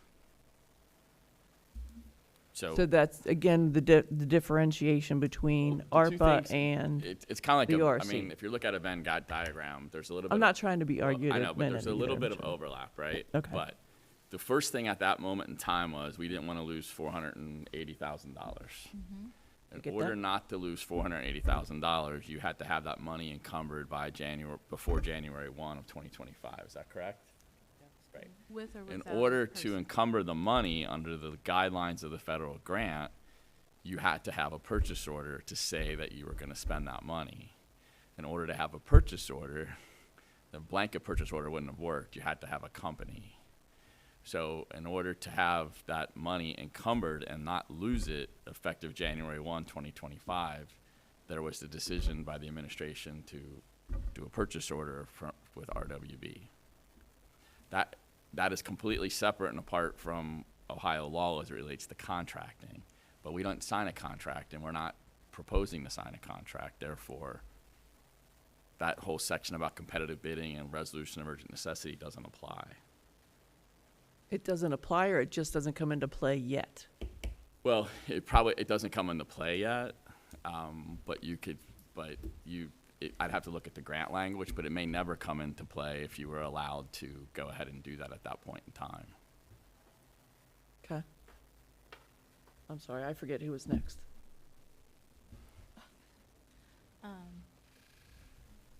So, and again, I'm not trying to be combative. You know, I'm not a combative person, but I just want to make sure I understand. So, due to the deadline for ARPA funds to be encumbered, we as a governing body said, let's encumber the funds, but there was no legislation to say to whom. And so due to the deadline from the federal grant that we received, our city administrator was then allowed to select a company, because you can't do a blanket PO. She was allowed to select a company that ultimately tied us to RWB, and these funds tied them together without council weighing in on going with RWB. Well, if I recall, and I don't know if I mean, it's going back a ways, but I thought that the RWB quote was being passed around at the time we were looking at that. Yes, we have multiple quotes. Yeah, so I think there were multiple quotes, and I believe RWB was in front of everybody, because I remember looking at it, and I don't know how I would have looked at it. So council didn't necessarily vote, but they understood that that was what was going to happen, that in order to encumber the funds, we had to do a purchase order. And again, it would have been, you didn't have to do it, but if you didn't do it, you were going to lose the money. So there had to have been something that needed to occur relatively soon. And I don't know, did you get multiple quotes? Madam Chair. Whoa, we had multiple quotes? Yeah, they were sent multiple times. From a roofing company. We got a roofing company. So it wasn't apples to apples. No. There. Ms. Curitan. Thank you so much. So again, with regard to our law director being present, I just want to make sure that we understand the process that has occurred. Ms. Dukestein became the city administrator, I believe it was in October or December of 2024. Somewhere around there, right? December. Oh, okay. December of 2024. And at the time of starting, there were ARPA dollars that needed to be encumbered. And you are standing on the fact that Ms. Dukestein did not have to follow the ORC in this instance because. That's not what I said. Okay, let me make sure I understand you then. Because the ORC 3.12 and the ORC 5. 705.45. Yep. Repeat that again. 5705.45 Yep. is where I'm guessing you're going. That is correct. Yeah. All right. So both of these ORCs says different. So we want to ensure. I want to make it clear. Okay. We were not contracting with any company, so we were not required to follow at that time any type of competitive bidding processes. We did not request a contract. We did not advertise for contracts. We were not entering into a contract. You were encumbering money. But Now- the contract now can only because- be with well, RWB, but that's though. because So that's This where is a it's- really unique situation because, like I said before, if you didn't have the ARPA funds and you encumbered the money, let's just say there's no ARPA issue. We have a $400,000 sitting out there that we wanted to say we wanted to use. And in order to encumber it in the budget, we did a purchase order with Acme Excavation. And now we decide we're going to do it. And we decide now we want to do competitive bidding. We could cancel that purchase order, do competitive bidding, and do another purchase order this year, and would be no problem at all. And then we would follow the bidding process, if that's what you chose to do. The complication here is that you needed to encumber that money under the federal government before December 1, 2025. The only way to encumber that money was to have a purchase order. The only way to have a purchase order is to have a company that's willing to do the work. So yes, at the end of the day now, if we decided to do it, we would either do a resolution of urgent necessity, or there's another exception for single source. Okay, single source means either they're the only company that can do it, or for other reasons, that's the company that has to do it. And what we would argue is because we have this grant that encumbered the money, we'd do a single source project with RWB. But you guys are kind of taking two things and trying to kind of fuse them together, and they're separate. Yeah. So, Madam Chair, so Mr. Mr. Dieters, if that resolution was presented and it fails, then what happens? If what resolution fails? You just mentioned that there can be a resolution drafted for urgent necessity. If that resolution is presented to council and the resolution fails, then what is our next step? I want to make sure we're all on the same page, because Well, there are questions. It's just what Shiva said. If you don't move forward, you got to give the money. We're sending the money back to the government. Got it. Can we go to Mrs. Stevens? Not if there is monies that has to be sent back to the government, can you give us the exact dollar amount, please? The exact dollar amount that is encumbered, 489,000 and some change. That's the amount. Okay, got it. And to confirm, Madam Chair, Mr. Dieters, can you just go back one more step? Because there are still significant concerns. Less questions, more concerns regarding the entire encumbrance. As it stands, as the What are the process, concerns? Can I ask them? as we've discussed, and then you made reference that we're mixing two things together. We're believing one thing, you're saying another, and then Mrs. Well, you're Stevens not. Can I- shakes her head no. Can I hear the concerns? Like, if there are concerns, can you articulate them? Absolutely. So the first thing is that there are, pardon me, there are concerns that the encumbrance should have come before council legislatively before Ms. Dukestein did so. I believe it did. I believe council encumbered the money. The encumbrance and the appropriation, those two I'm using parallel because we have been told repetitively, as I sat in the audience and now being on this side of the table, council has been told repetitively we are married to RWB for this You're project. only married to RWB if you want to use ARPA funds. If you don't want to use ARPA funds, you're not married to them. And the only reason you're married to them is if you didn't marry them or somebody before January 1 of 2025, you'd have no money to spend at all right now. Okay. I don't know why that's concerning. The other concern, Mr. Dieters, is, Can you answer my question? Why is that concerning? well, I think, I'll let someone else speak to that. I don't want to focus in on the personals. I want to talk about the financials because this is budget and finance. And if I want to respect your time and the time of the committee Well, no, as you just well. don't want to answer my question. That's okay, but because you want it to be the way you want it to be. But Not I'm quite. asking, why is that concerning if there's an understanding that we would have lost that money? It didn't matter who we did.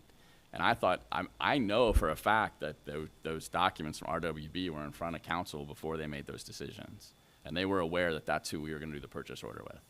Mr. Dieters? Yeah, That is that's not not the true, case. sir. Well, you might not have known it was a purchase order, but you knew the money was You're using being air encumbered. quote. Problem. How do we That's- not? We need to know what Yes. things are when you drop it in front of Yes, us. sir. Hold on. Well, let I me- don't know if ha- you know ha- every single process that happens and how and it we happens. don't, and that's kind of why we're here today. Yeah. So let me just say, let me regurgitate, because I just rewatched the December 16th, 2024 meeting last night. I've stayed up till 1 o'clock watching it, just to try to make sure that I had the right frame of mind of what happened that night.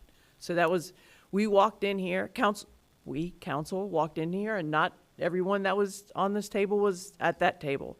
But we walked in here, and we had an agenda, and we were asked by administration, specifically Ms. Dukestein, to add this ARPA document, add it to the agenda, and pass it all the same night. And at that time, we didn't even have it in writing. It was sent in an email while we were probably driving here. But we didn't have When did it. you start, Arias? December the 2nd, 2024. Yeah, you got to remember, like, let's keep this in context. It was I'm not just- done by, I know, but let's try to remember where we were. The previous city administrator, 2 of them, should have already had this all done. They didn't do it. Right, but Arias- one got fired and one quit because Right, they didn't. Okay, well, but that's okay. But Arias comes in, and as soon as she comes in, she realizes that if I don't get something done and I don't get it done quick, we're going to lose $489,000. And so that's the context of what that decision was made under. So to say that this city administrator in any way did anything wrong or any kind of malfeasance is just not true. What she has done is allowed you to have $489,000 still to potentially use if you want to use. Okay. And no one, and I don't know why has anyone indicated in any way that RWB didn't give us a good price. Madam Chair. So I would like And to I understand finish- it was fast. I agree with you. It was fast and it was quick and it was under pressure. But that's Yes. why. I mean, it preferably wouldn't have been done that way. But I want to reiterate this part that we haven't been able to say. On that, I watched the meeting last night. The initials RWB were never mentioned in that entire meeting. At So from council's perspective, we never knew. I promise you, we never knew that was the entity. Madam It was Chair. never communicated to us that was for sure the entity.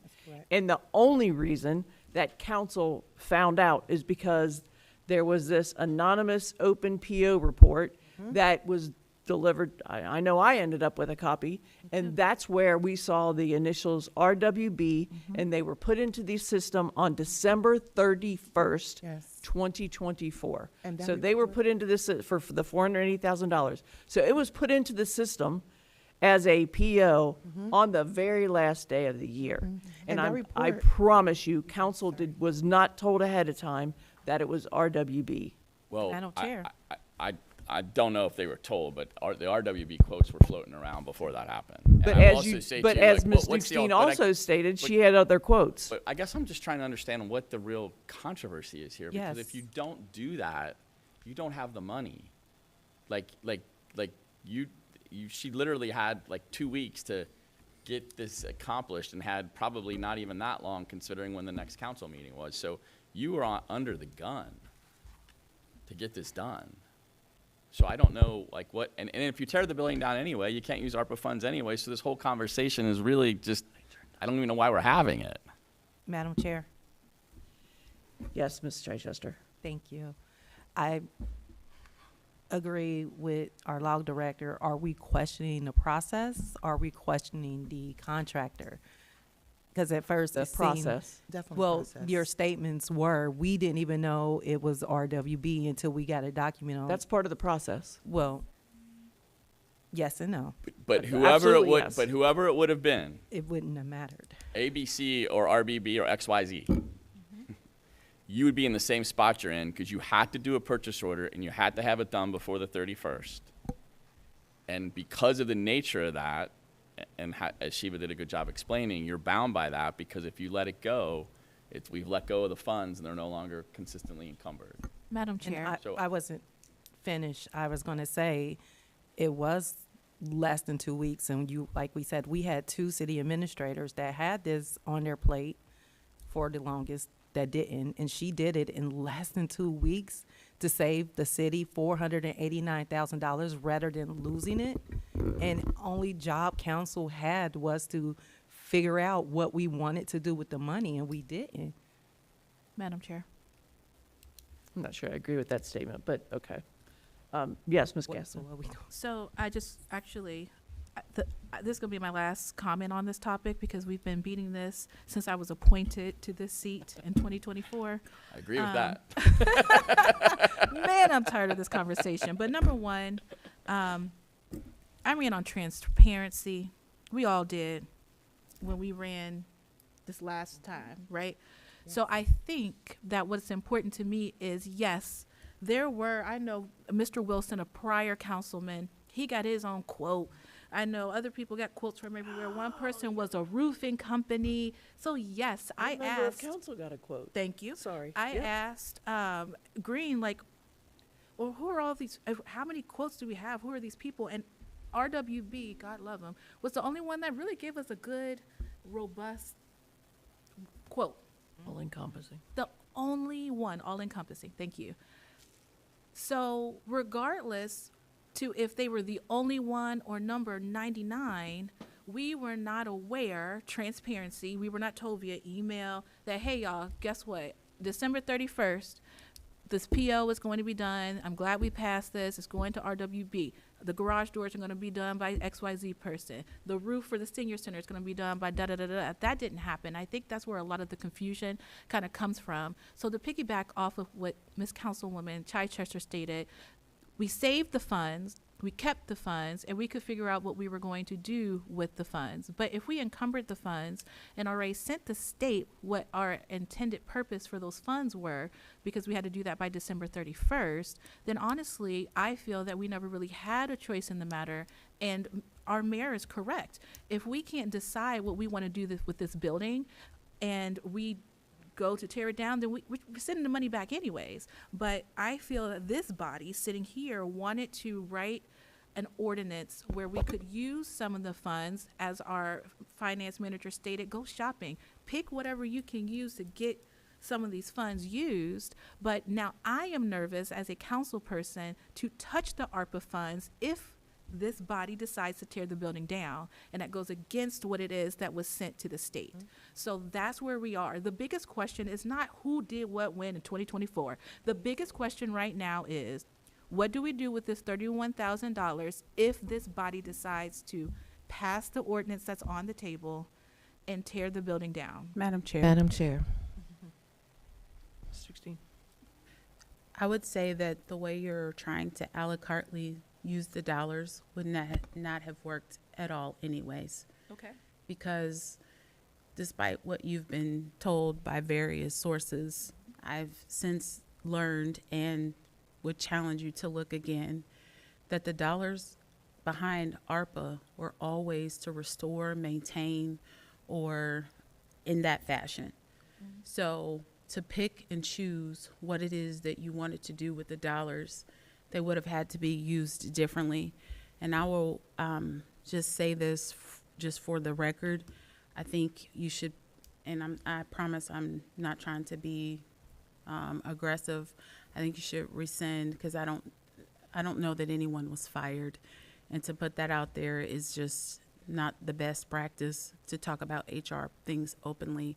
The other thing that I would say is that we had 3 city administrators that could have done this. And it was the ARPA, the encumberment, I think, is about you understanding what it means to encumber. I did not assume that you did not know what encumbering the dollars meant, because it is a routine practice that we've done on council for a very long time. So with that, that was what was put out there, and there was a breakdown sheet of what the dollars were going to go to, the projects, and the amounts. That was it was an attachment, Exhibit A. Not the contractor. Yes, the contractor wasn't listed for any of That's the what we're talking about, projects, though. but the projects, but there were multiple projects. Madam Chair. Okay. So there could have been multiple contractors listed. Which there were. But listed, I guess, is, I think, where she was. I don't know if you knew who all those contractors were yet. I How honestly did we not. know if we needed it encumbered by the 31st? I honestly did not should've know known. even all of the contractors, because some of those contractors were selected prior to me coming in because Somewhere after, yeah. And how did you know dollar amounts? because they had already gotten, like, for example, the doors and all of the at the Public Works, that was gotten and achieved before me. Madam Right, Chair. that was already done. Madam Chair. Yes, It was so, but there were things on the list that had not been done. For example, like this roof, I didn't get the quote for that. I didn't actually put Exhibit A together. I made sure that the amounts were correct. I don't process legislation. Stephen's not, I think you were next. I just want to bring us back to the special meeting where we talked about coloring inside of the lines because of what we told the state we would do. And if we want to go to another page when we need to use somebody else's money. This, I feel like Say we that to me keep, again. What do you mean by go to another page? You lost me. if we're not going to color inside of the lines, if we're not going to do Oh. what we said we were going to do, then we need to bite the bullet, own it, and move on. This process of trying to find these multiple ways around a very specific process that has stood the test of time is, I do not believe, a good use of our time. If you're going to raise the building, then we should not be touching anything connected to ARPA, because ARPA's entire spirit of it was to maintain whatever was in place or to elevate it, not eliminate it. That needs to go to another space, and I'm sure somebody else has money for that. But that was not the spirit of ARPA.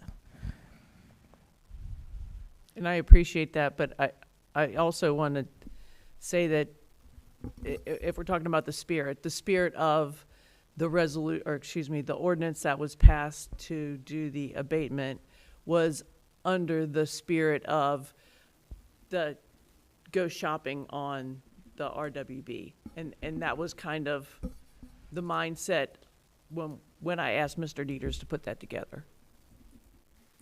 But if you go to do all the shopping and then tear the building down, then we've undermined the totality of the goal. We don't use it. And I think that's something, and again, we put ourselves, as I stated before, we put ourselves in line of them having the option to recall the totality of the grant.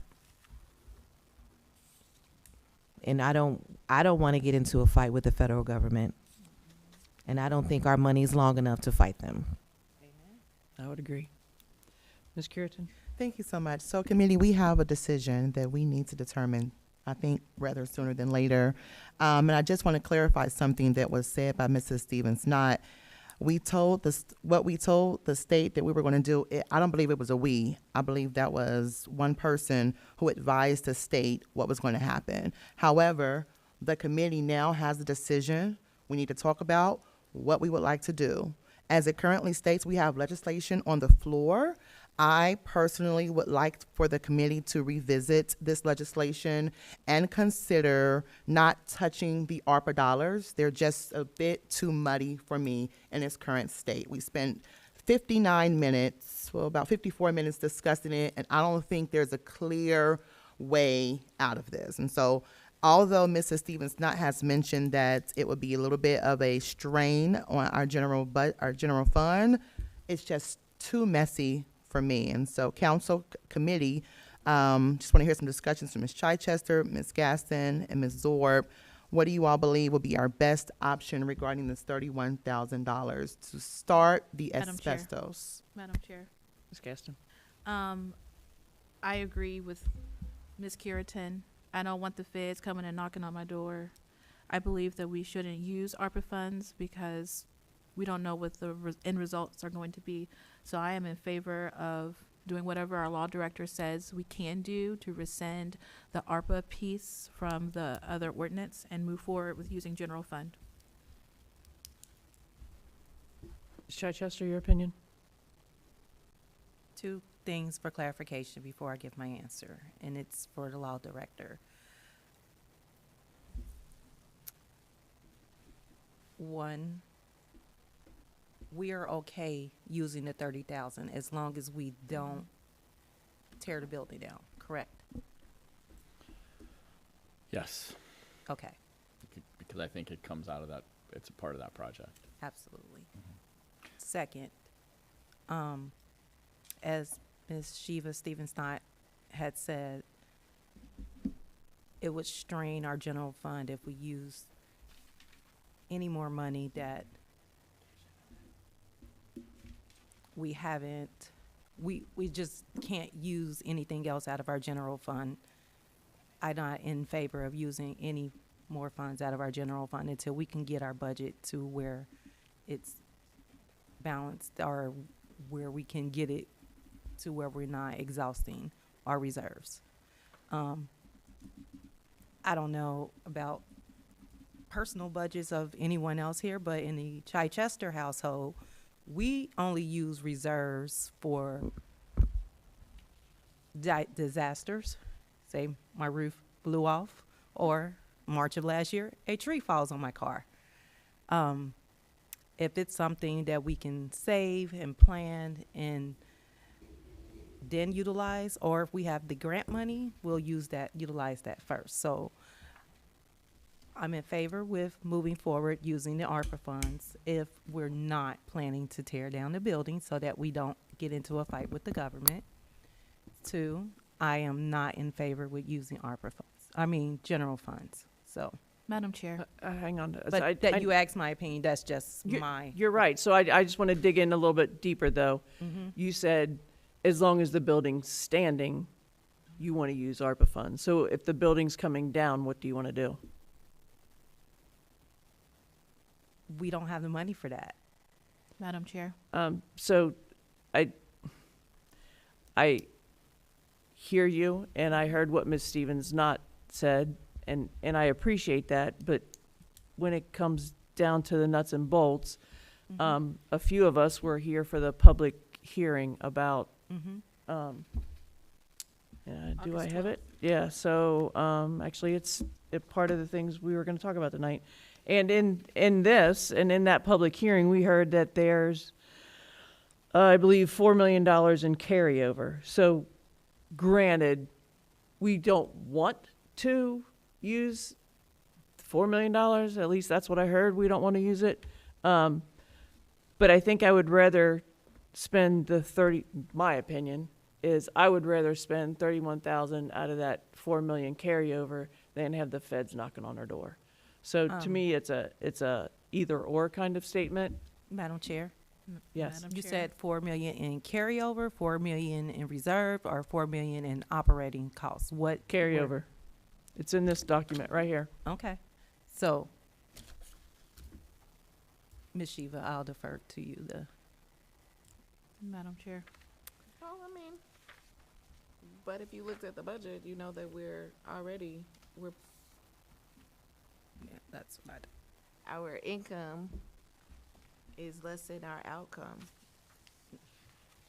And our income is based on a very high hope that looking at current earnings, I don't know that we'll be able to meet without a stopgap when we start getting, but these are things that we'll discuss as we go into the budget preparation process. We're going to get into the dirty details of what our revenue looks like for 2027.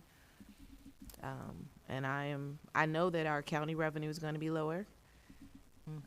Looking at our earnings tax, I do not believe that our earnings tax is going to go up, and it's not meeting where it needs to go. So, Madam Chair. Madam Chair. Hang on. I have one other question for Ms. Stevens-Knott. So you're either or.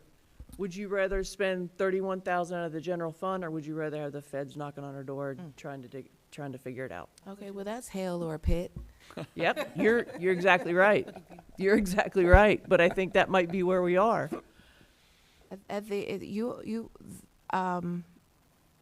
Well, I guess the idea, I feel like that there is a conversation with the spirit that there will be a vote to tear a building down that will be passed.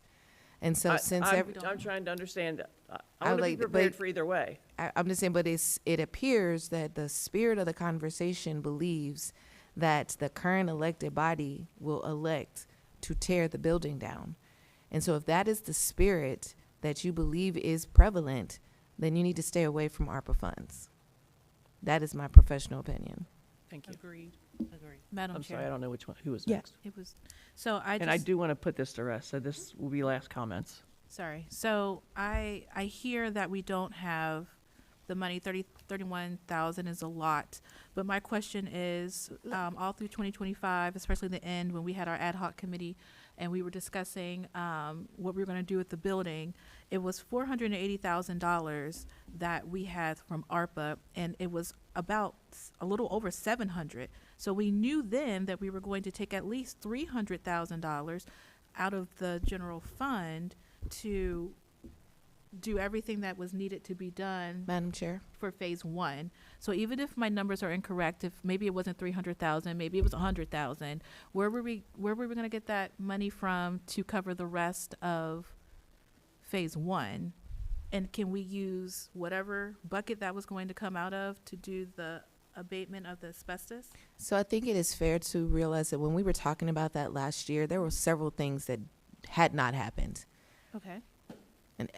An FOP contract had not happened.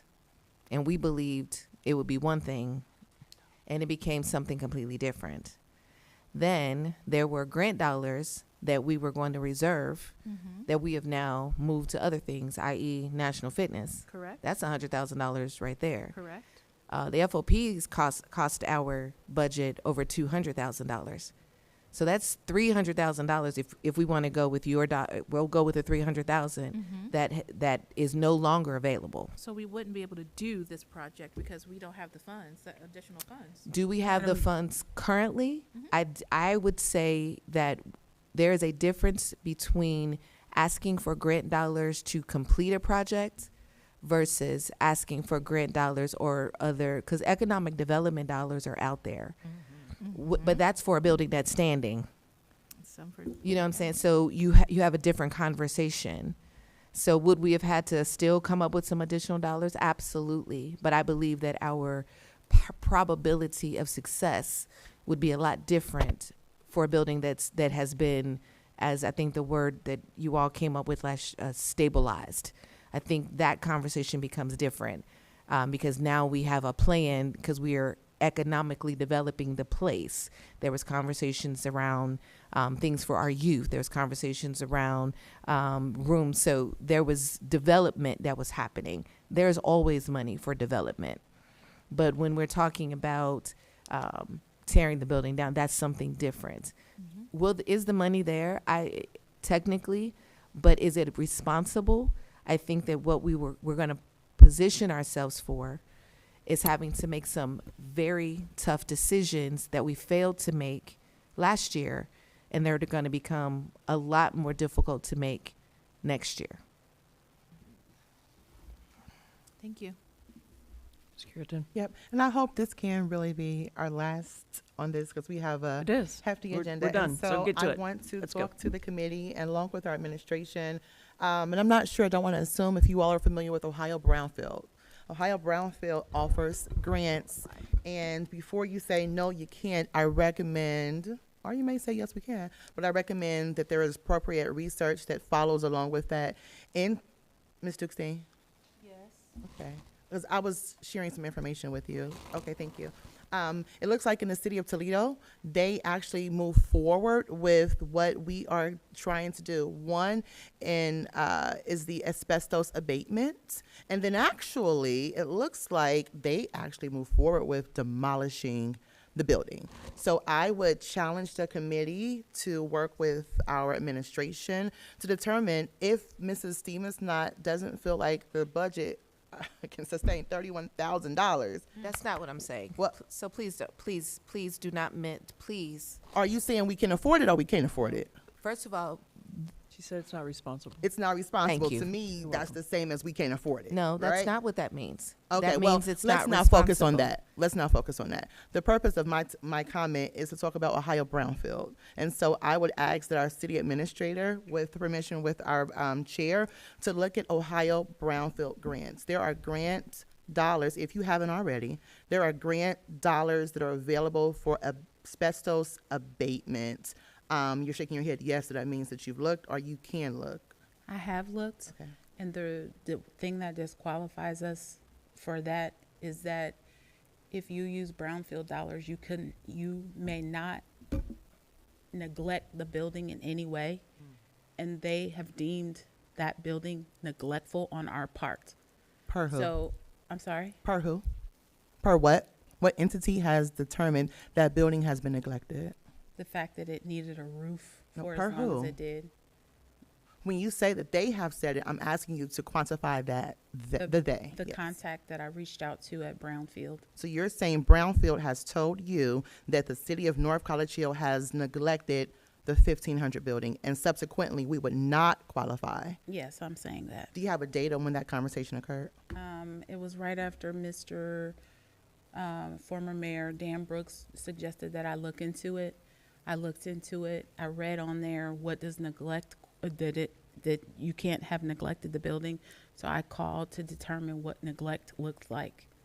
Is there a way that maybe you can repeal the case again? Because just because we get a no the first time around, it doesn't hurt, right? We're looking to explore all options. It's just a request. Maybe the next time around they'll see that we're serious about this. We want to move forward.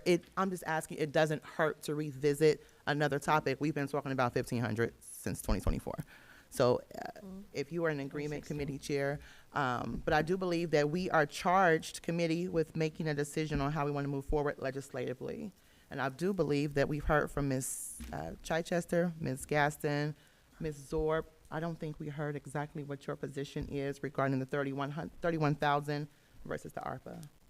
Oh, my position is I would rather deal with 31,000 out of the general fund than deal with the feds at our door. Got it. So what's our next step? I would like to ask Mr. Dieters if you could draw up some kind of legislation that we could move to the council floor, possibly, that says to either repeal or whatever the proper verbiage is, to modify whatever we have to do to that piece of legislation that we have already passed that says we want to use general fund money. And then we'll put that before council and see what they say. Okay, no problem. When you get a chance this evening, can you forward me what you had in front of you? Because I'm not sure if I had the final one that you guys looked at. Okay. Yeah, but I probably would just say we're going to modify and then restart the Start back at 3 readings again?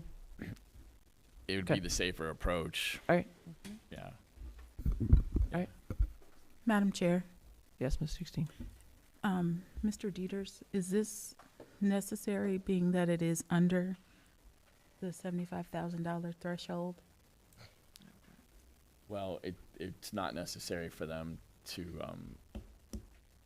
they're really just directing you to do it, is what they're doing with it. They're not approving a contract. Right, that's why I'm asking. I mean, I've already signed the contract to do it, and I can just take it out of general fund, Well, you could do that too, yeah. because I didn't think it was necessary to have that piece of legislation. But I do think we don't know for sure. That legislation is more than just saying where the money's gonna come from, though. It's It's also, also talking about tearing the building down, correct? no, it's No, just sir. a No, the remove one that's up for the asbestos. third reading talks about Right. tearing the building down. This was a, A separate piece. yeah, Oh, okay, I wasn't sure about that, okay. you and I worked on this The on- alone. Oh, and- okay, well, yeah. if that's the case, then you wouldn't even need it. If you guys were okay. So the city only thing- administrator Just could go ahead repeal and it do completely? Just repeal it. Madam Chair, Yes. the only question I have is, because it's been a passed piece of legislation, if I don't do what they have requested me to do, is that then, Well- just so we can make a motion, or I don't know? Well, we would have to repeal that, Okay, so you're gonna repeal? yeah, because that one's already been passed. It has. Yeah, we would just have to repeal it then. And is I was that getting those something two that has to be in confused. writing? Well, at your next I'd prefer it to be in Yeah, at writing. your next council meeting, we'll just, someone can make a motion to repeal it, but I'll put the motion in writing, someone can read it, and it can go into the minutes. Okay. Yeah. And then I don't have any issue directing those dollars towards general fund. Well, it'd probably be good for you guys to take like a committee vote to use the general fund money. So you have something We in don't the vote in minutes. committee. What's Don't that? have- Well, I think we had a general consensus Okay, that yeah. if, As long as the minutes the- reflect that. yes. Great. All right. Let's move forward. Thank you for showing up I tonight. don't know if I made appreciate- things more confusing or not, but Well, I tried hard. Great, thank you. you helped. Thanks for Thank you so coming. much. Thanks, guys. See ya. All right.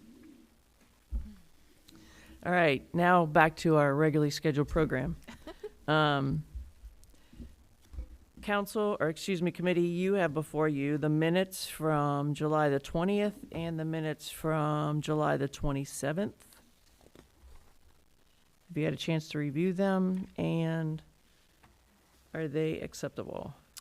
Madam Chair, Yes, Ms. Gaston. I had the opportunity to review them, and I don't have any corrections or anything.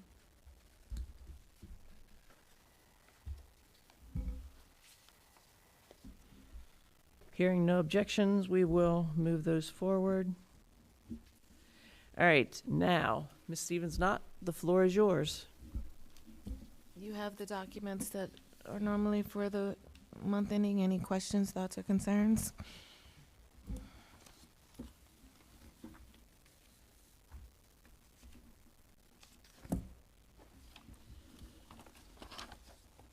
Where was it? I did have one.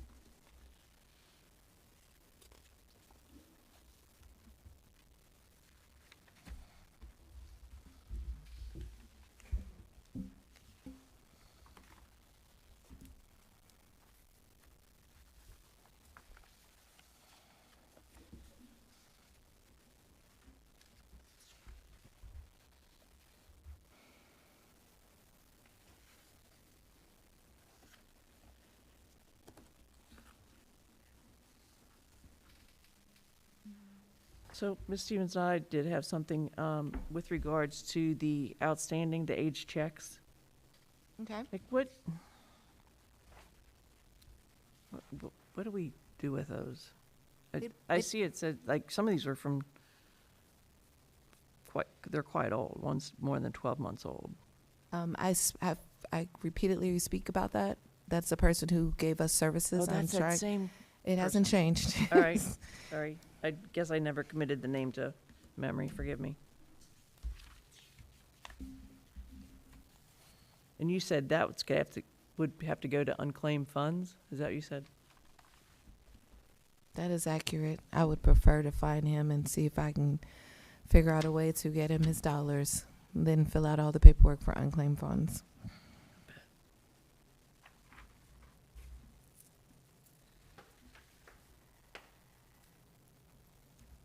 Madam Chair, Yes, Ms. Gaston. I have a question for Ms. Stevens-Knott, and I believe I asked it before. I just don't remember your response. We received the UC grant of $100K. We have that in possession now, correct? Okay, so when will those funds be dispersed to us so that we can use it for the fitness center? So we have a signed document stating that the dollars are coming. However, it is caught up in the delay that all other dollars are caught up in right now. So hopefully by end of October, we will have those dollars. But they're caught up just like our mid-year dollars from the state are caught up in the county. Okay. There are delays. There's just some delays going on up in the State House about how things are being calculated. And so when they do those types of things, they hold all dollars. That makes sense. Thank you for that. So that probably aids to us moving forward with this fitness center because it kind of aligns with earlier in my committee, Ms. Dukestein mentioned that we would probably start working on it in October. So that's when the funds come. That all makes sense now. Thank you. No problem. Madam Chair. Yes, Ms. Curitin. Thank you. I know that there is a packet, but I do have a couple of questions regarding the infographic. That is the third attachment in our email. Mrs. Stevens-Knott, can you speak? I'm sorry, can we stay on this document Sure. I first thought we and were make done. sure that there's no other questions on the monthly financial report before we move on? Is that all right? Perfectly fine. All right. Does, Ms. Chichester, I have not heard from you. Do you have any questions about the monthly financial report? Nope. All right. I'm sorry, Ms. Curitin, go All ahead. good. All right, Mrs. Stevens-Knott, referencing the funds requiring attention, you have it flagged as a structural deficit for waste collection, Fund 230, 1.8. Can you just speak to that a little bit? The notes indicate that the costs exceed the revenues annually. Can you just maybe break it all the way down to layman's terms? It was in the room. There are two things going on with Fund 230. Okay. Number one, there are expenses that are in Fund 230 that were processed in 2024 that I cannot move because they should have been in the street levy, not the street levy, the street repair levy, those expenses should have been there. Okay. They were not there. They were not placed there. They were placed in Fund 230. And they were not corrected before the year closed. I cannot move the expenses to their proper fund until the auditors direct me to do so, which will not happen until our audit for 2023 and 2024 is complete.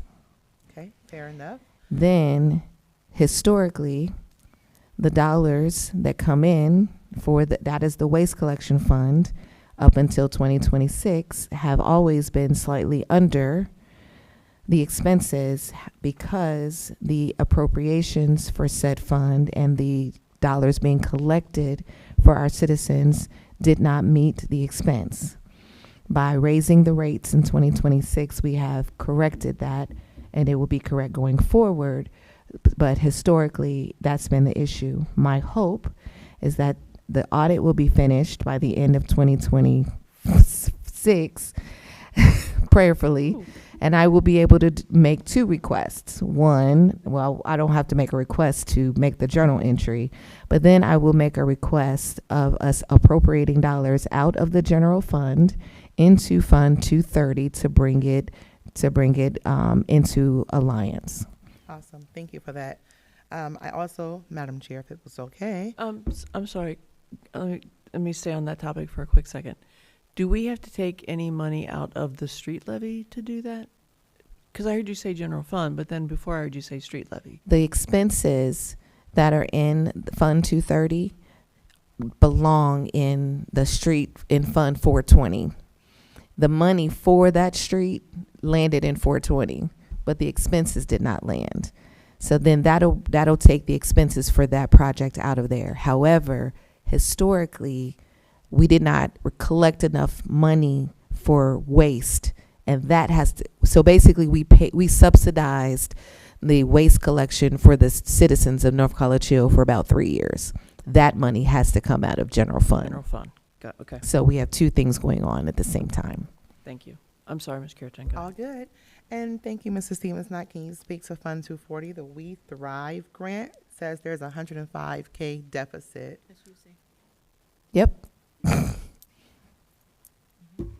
She didn't hear you. Say it again. I was saying that's UC. That's what Miss Stevens-Knott and I was discussing, the 105. So again, the We Thrive line, it's titled that. That's an old historical name for that line. That doesn't mean everything that's in there goes to We Thrive. It's just a grant line. And so we receive those dollars in that line item and move forward with whatever project it's for.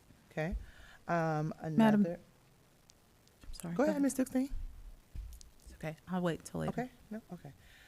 The other inquiry was the recovery of $1 million in the fire levy, and that's how I'm reading it. It says major turnaround. Can you speak to how we were able to recover those dollars? Where did they come from? It was a journal entry error. Okay. All right. So $1 million was moved out of the fire levy last year and put in general fund, and that was an error. And it was corrected. Do you have a date of when that was corrected? No. I mean, it June, you July, saw it. May? No, you saw it. It was that this is speaking overall, because if you notice, this is a comparison from 2025 to 2026. Mm-hmm. So this was a journal entry that was entered in Q1 of 2026. So let me ask this question. How were we able to correct the accounting error, let's call it that, for the levy, but we are unable to correct the other accounting errors? Because the other errors are in an audit. Madam Chair. So you're saying that because the levy is not what the auditors are looking at, you were able to make that accounting adjustment? The year.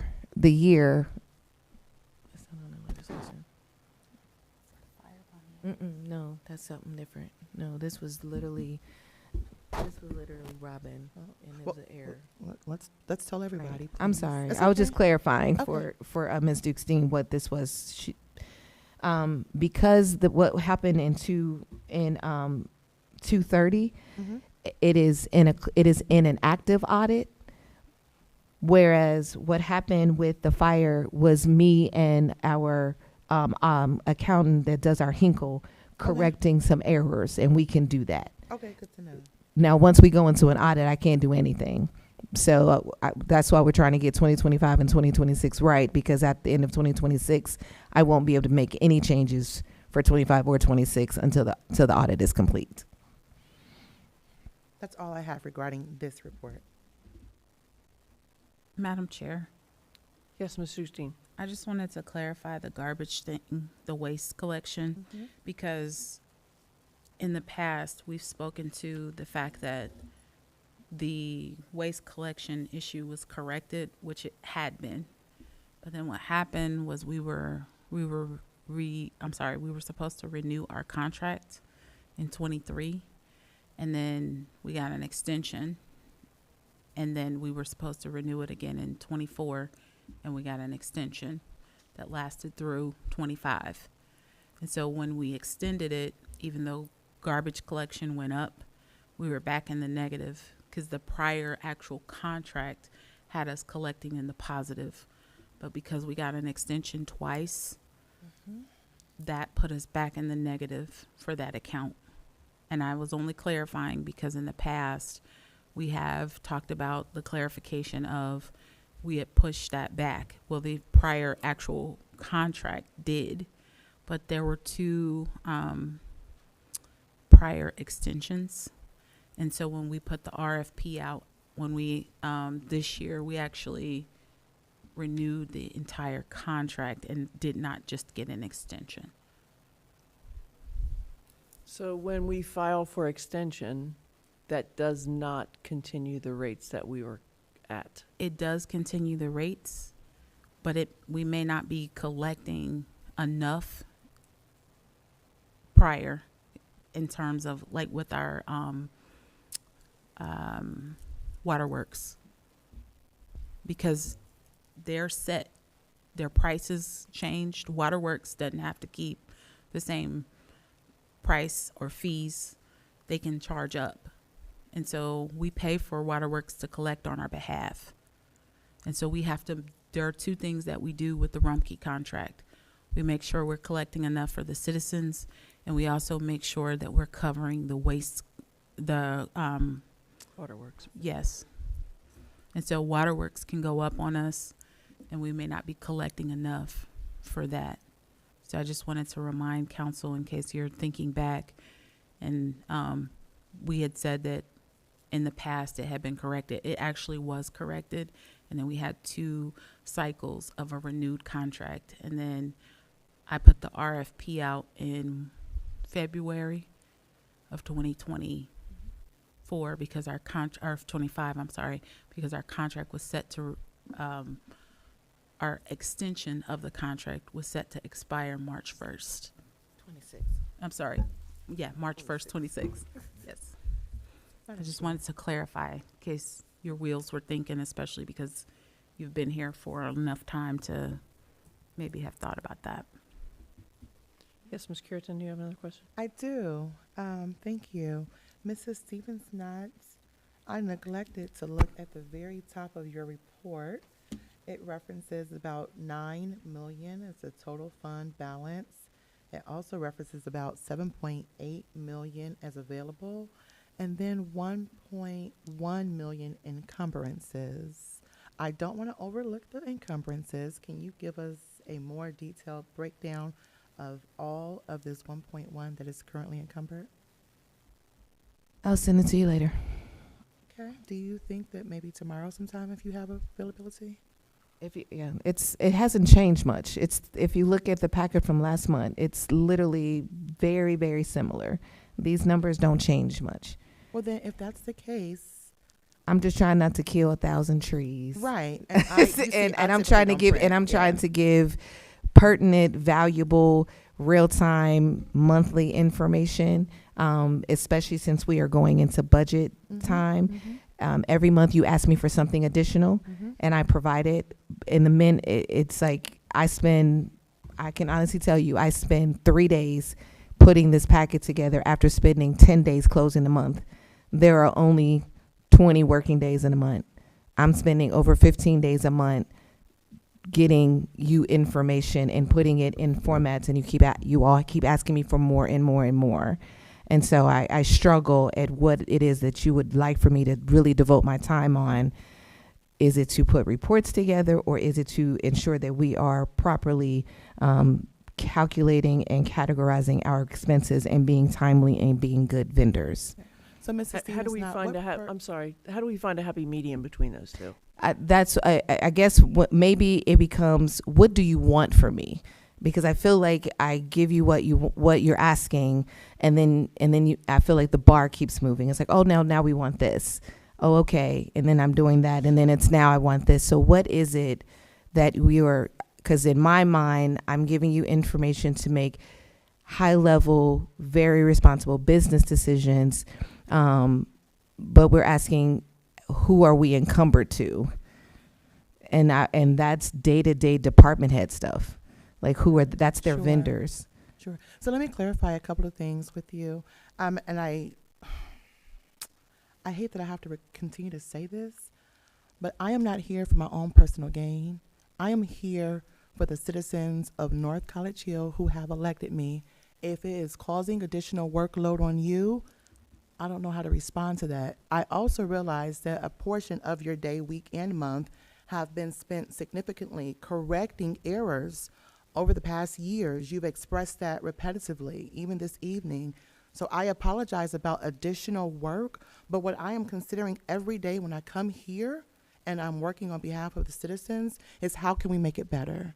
And it doesn't mean that just because we're doing it right now, doesn't mean, is there a more, I think about lean. I'm not sure if you're familiar with being a green belt or black belt in lean. You always think about ways that you can improve what you're doing, not because it's broken, but it makes the work a lot more efficient. So my question in referencing the encumbrances is because I see this here, there is not an explanation. These are taxpayer dollars, and I do believe that every financial move of this city deserves a response, because for a long period of time, I sat in the audience, and every meeting I heard, we have $9 million in the bank. And that was just less than 24 months ago. We still have $9 million in bank. But we can't That's touch not all my of question. It. That's we can't touch all of it. I'm as not a asking you to change citizen. anything As a today. citizen, also, my point is this information. The difference between last month's encumbrances and this month's encumbrances is immaterial. To me, that's something that should be provided quarterly. Sure.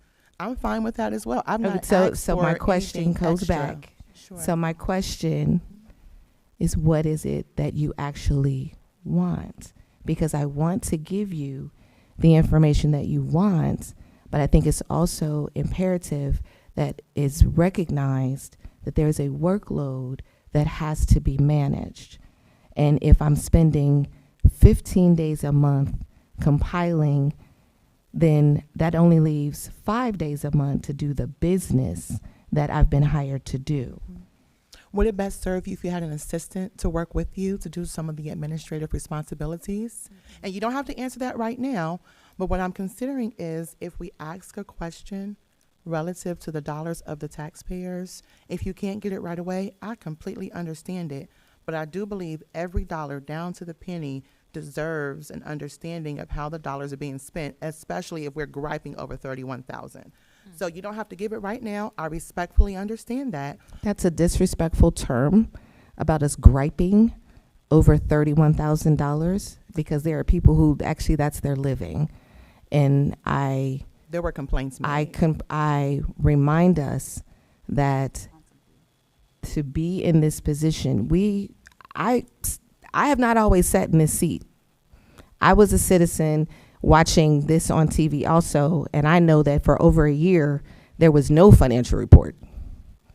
Nothing. Before I got here. Yes. Can't speak to Nothing, but you sat in that seat as a citizen. that. But hold the others accountable. I'm here now. And so I I'm can't speak to simply that. asking again, and I remember when Ms. Zorb, you asked me this at the beginning of the year. You said, what do I want? You said, Shiva, what do you require of council? And so my question, again, what information is relevant on a monthly basis Because when I look at other cities, and I've looked, they're getting a fund report, a bank reconciliation, and some bank statements. Sure. They're not providing analytics.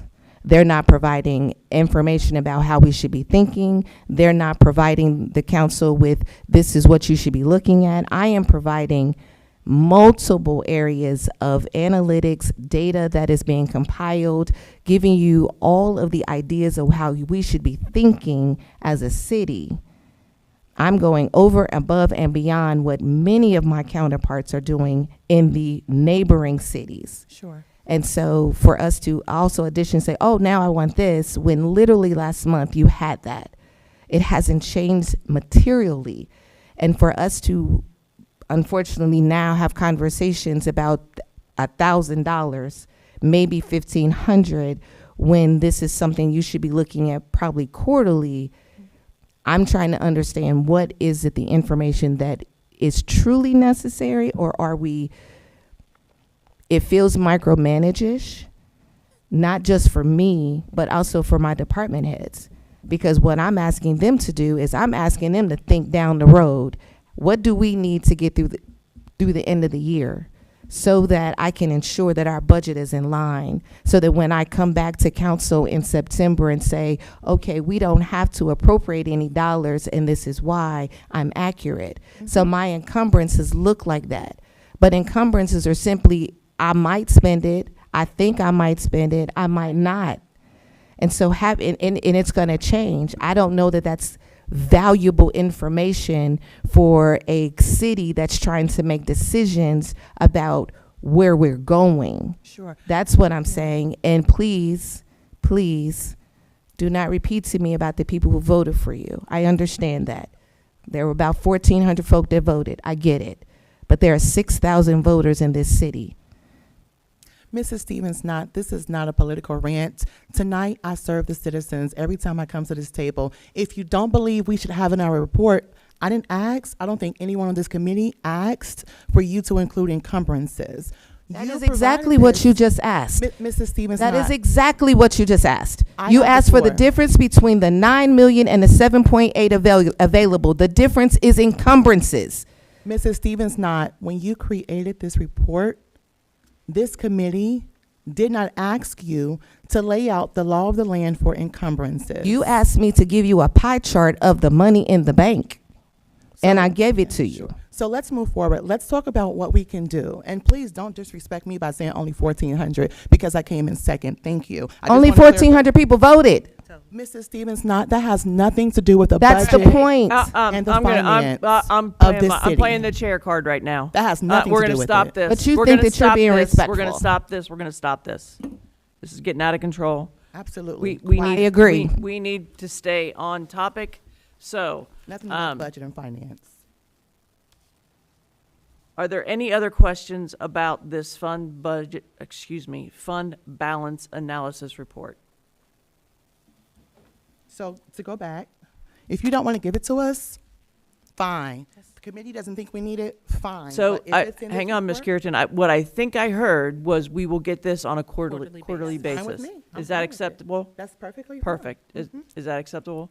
Perfect. We will move on from that topic. Sounds good. Deal? All right. Whew. All right. Ms. Stevens, do you want to talk about? I do. Thank Because you. my prayer is that this will move to council floor. I do not have the ordinance written up yet, but I will have that for you. I conferred with Mr. Dieters today that I just need to send it over to him, and he will make sure that it is correct. This is the high-level first step tax budget. We did speak about this in the public hearing, but most importantly, I draw your attention to the page 1, 2, 3, 4 on, and these are the exact schedules that go down to the county. We always make our budget in the beginning high because if we don't, then we have to do a subsequent amendment to the county. So this budget is super, super high. It has everybody's wishes, hopes, and dreams in it.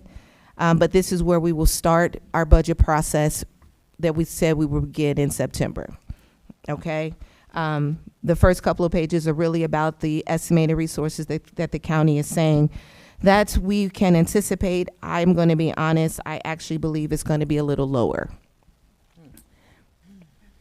I do believe. Could you repeat that? Because I was writing and I didn't hear what you said. No I problem. apologize. This is about the estimated resources that we can expect for the county, which is what funds our general fund, our 101. And I'm going to say that I actually believe it's going to be lower than that. Just watching trends, watching things that are happening at the state level and rebates that are being passed at the state level. I do believe that the allocation for the counties is going to be less. So, which means we will have to be much tighter on our belt. You will see, so again, this lovely little page is what's coming from the county. This page kind of gives us a high level beginning balances, and then ending balances. So if all goes well, we will begin the year at 8.2 million, and that's a big guess, and end the year at 8.05. As I draw attention always, we're drawing attention to estimated revenues versus estimated or proposed expenses. And you will see that there is a difference of about $200,000 currently. And that's assuming that all the revenue that we are hoping for actually comes in. But we will send this down to the county, and then we will start digging into the minutia department by department and line item by line item.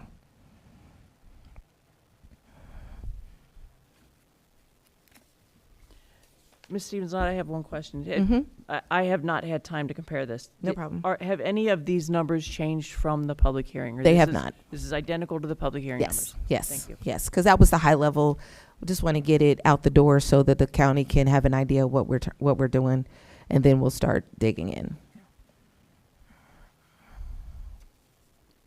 And I do want to say, I appreciate all the explanations you gave us during the public hearing. And there was a lot of us, I'll say more than usual in attendance.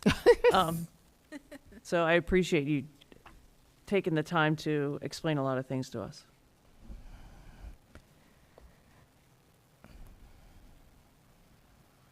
All right, committee, does anyone, again, this was already discussed in the public hearing. Does anyone have any other questions about this? Ready to dive into the budget. Perfect. So, Ms. Stevens, I should expect the legislation, you got it, you're right. Yep. Not to pressure you, but I have to get it to I know. by Thursday night. Mr. Dieter said that if I got it over to him tomorrow, he would have it back to me by tomorrow afternoon. So you'll have it. Good enough. Thank you. Thank you. All right. Now we are on to line item 4 of the agenda, which is, we only got to line item 4. So, Ms. Dukestein, I seem to recall, and I'm absolutely using my memory, that we only have one estimate for demolition in our email. Is that, have you gotten any other? I'm very estimates close for- to getting the second one. It's hard to solidify demolition quotes, but they come back with a lot of questions back and forth for sometimes over a week, and then they decide not to pick it up. We had 2 people deny us because the job was too small on their scale. These demolition companies sometimes do really big businesses downtown and just other different places. It's kind of difficult to find someone who does these projects. It's big to us, but it's small to them. And I was trying to make sure that I got literally no one that's connected to no one that's connected to no one. So that's the other thing. So I answered some questions today from an email that I got today that I think is going to result in scheduling. Once I get it scheduled, the turnaround time is fairly quick, and I'm still working on securing a third one. So as I did last time, I will pass it to you as soon as I have it. Awesome, thank you. But I will say that when I spoke to the company, they're called Green Demolition. They said that they would probably come in very close to the other ones. So I think they're all probably going to be very similar. And all apples to apples on all the, Mm-hmm. whatever they do. Yep. All right. Thank you. Madam Chair. Yes, Ms. Curtin? Ms. Dixon, did you mention that you're struggling to find a company willing to come out and take a look due to the size of the project? Yes. Okay. Can you give maybe a rough estimate of around how many companies have denied coming out to take a look? Over 10. And is it because these are huge enterprise companies, or are we focusing on the small neighborhood mom pop sort of companies? Like, what's your target, and how are We're you trying both. Some companies are too small, Mhm. whereas other companies are too large, trying to find the middle ground. I mean, if you do a Google search, you'll see that it is difficult. Have been calling, and I'm calling. We're both utilizing all of what we have to try to secure some companies. And there's only a few around town. And then there's also ones that won't even take the project because even if they quoted it, they can't do the work before the end of the year. Okay. Or Madam Chair. I'll let Ms. Chichester. So that might not, the end of the year. I might know not the be an end of issue the year anymore. might not mean anything. I do know that. The problem with that is sometimes they pause on their quotes until the first of the year. If you know construction, if they have their projects mapped out, some of them will pause. Some of them have quotes all the way through March of next year. So some of it is capacity. It's just the time of year. Well, I know you said you had a construction background, so I was going to say that usually you'll know that that's true at this time of year because we're rounding off into the fourth quarter. Yeah, Madam Chair. Yes, Ms. Chichester? That was going to be my question, is it was a scheduling capacity because most construction companies have their projects laid out for the rest of the year, and would it be more feasible for us to get on their spring schedule versus trying to squeeze it in? I'm trying to call as many as I can. I mean, I've been diligent since we talked Okay. about it. I'm anticipating that we'll have a second one, and then I am simultaneously working on a third. I figured as much. Thank you. Madam Chair. Yes, Ms. Curtin? Ms. Dixon, I believe there could be an ORC. Don't quote me, but if you're not you per se, if there is a city manager or a city administrator who cannot find, after you've searched extensively and you're unable to find the right candidate to do the job, I believe there is an ORC, don't quote me, that gives you the authority to utilize one of the two that you already have without having to get the third. Are you able to take a look? And I can actually research Actually, that. Mr. Dieters just talked about that. He called it a single Yeah. source. Yes, thank you. I mean, I'm trying to comply with what you asked. Sure. You sure. asked for. If you want to use this, I'm not. And if you would like to use the single source, I'm fine with that. But I will Can we try. try to see if we get the Yes. second one and then Mhm. play it by ear? Yes. But let's, All right. Madam Chair, if we can just Yes. maybe button this up a little bit by putting a date, because we're wrapping up and heading into Q4. Actually, here, is there a way that we want to say, Ms. Dixon, let's give it another, 10 days? And if we don't in 10 days have the third, then use the single source per our law director and utilizing one of the two. Do you mind if I communicate via Mhm. email to see what Perfectly the fine. timing is Yep. for the next one? I think you should at least utilize two. I don't know that 10 days is going to be enough to do I don't know anything. that So, 10 days is gonna 45? be- yeah. Just let us know. Thank you. All right, we are going to move on to old business. There's a couple things from the July meeting, and Ms. Gaston, this was ordinance 7.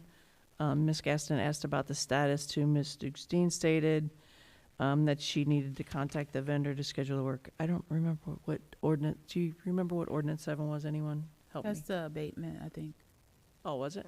And I believe, Madam Chair, Yes. I believe that we received that information in an email and we talked about it. Yeah, we got it. I'm good on this part. Okay. Apologize. I didn't research it before I put it in there. All right, number 2 is, Ms. Gaston, you again, event budgets. You requested a line item availability for Party in the Park and a budget breakdown for Juneteenth. Did, So Miss Stevens Knott did email and communicate with me verbally and in writing that we have $800 available, and if anything came for up Party in the for Park? Party in the Park, yes, my apologies. And if anything came up, that she and I could work together to see if there is any additional funds. I did share in the CCDR committee that I did begin to work on it, and it's $863. So I think we'll be fine. She's gonna get me. So, but I will, once I look at two additional vendors and make sure that this is the best price point, I will come back to you. So thank you for bringing that back up. Absolutely. There was the other part, the Breakdown. budget breakdown for Juneteenth. Did you get that? I did not. Yeah, I forgot about that. No problem.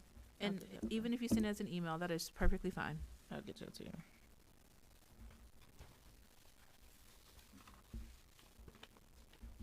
Thank you. Number 3 was the audit and revenue status. And Ms. Curitan asked for details on the liquor license tax receipts. Madam Chair, Yes, Ms. Stevens. I have that information here. In the last 3 years, a total of $70,305.09 has been received. 2023, we had $43,600. 2024, about $12,000. 2025, about $12,000, and this year we've had about $3,500. Madam Chair. Would it be possible for you to send that in an email? Because thank you. Thank you. Yes, Ms. Curitan. Ditto. All right. Yeah. I tried to write as you were doing. I lost track. I have printed copies right here. Perfect. Thank you so much. All right. Does anyone have any other old business we need to talk about? Madam Chair. Ooh, lots. All right. Ms. Gaston. I know there's a process of requesting funds for things like the yard signs and the welcome baskets. Myself and Miss Alexander, I had phoned Councilwoman Clear because we were unclear about how to move forward with getting the items. So can you walk us through that right now so I can make sure I'm doing it right? I think more importantly, what we'll do is we will send you the packet. So at the end of the day, it's real simple. Whatever you are to get a quote for the items, let us know which vendors you want to go with. We will back here provide a purchase order for you to provide to the vendors, and then they bill us, and we pay the bill. Okay. But there's a packet, so I'll just send the packet to you. Okay. I thought Ms. Clear sent it out, but she may not have, so I will forward it. Okay. Thank you. Madam She Chair. may have. I just don't have it. Thank you. What's the title of the packet? We can search. Municipal Council Purchasing something. It's some weird formal word title, but I have it in my policies, so it goes with the policies because it was in her committee, In the rules. and so she finalized the rules and the rules and the policy around it. It was in her committee. Perfect. Thank you. Ms. Zuckstein. There was a piece of legislation around rental registration that we were questioning the validity of, just because it has so many names on there. And so we are working through that list just to ensure that it is accurate. And I just wanted to put that out there. I'll have an update before the next council meeting. So Because that it is on is- council's floor. Because it is on council floor. So I think it's on its second reading, if I'm not mistaken. The next meeting, the first meeting in September will be its second reading. Yes. So I just want to let you actively know, because sometimes we keep things on council floor, but we talk about them in committee. And so we're not finished because that list is quite long, but we are going through that list and should anticipate having something by September, an update. So I just wanted to give an update here because there won't be any discussion about it there. Which one is this? The rental registration. 17 pages. Madam Chair, I have another piece of old business. I think it's old business. Yes, Ms. Gaston. So this actually might be new business, so I apologize if I'm out of order.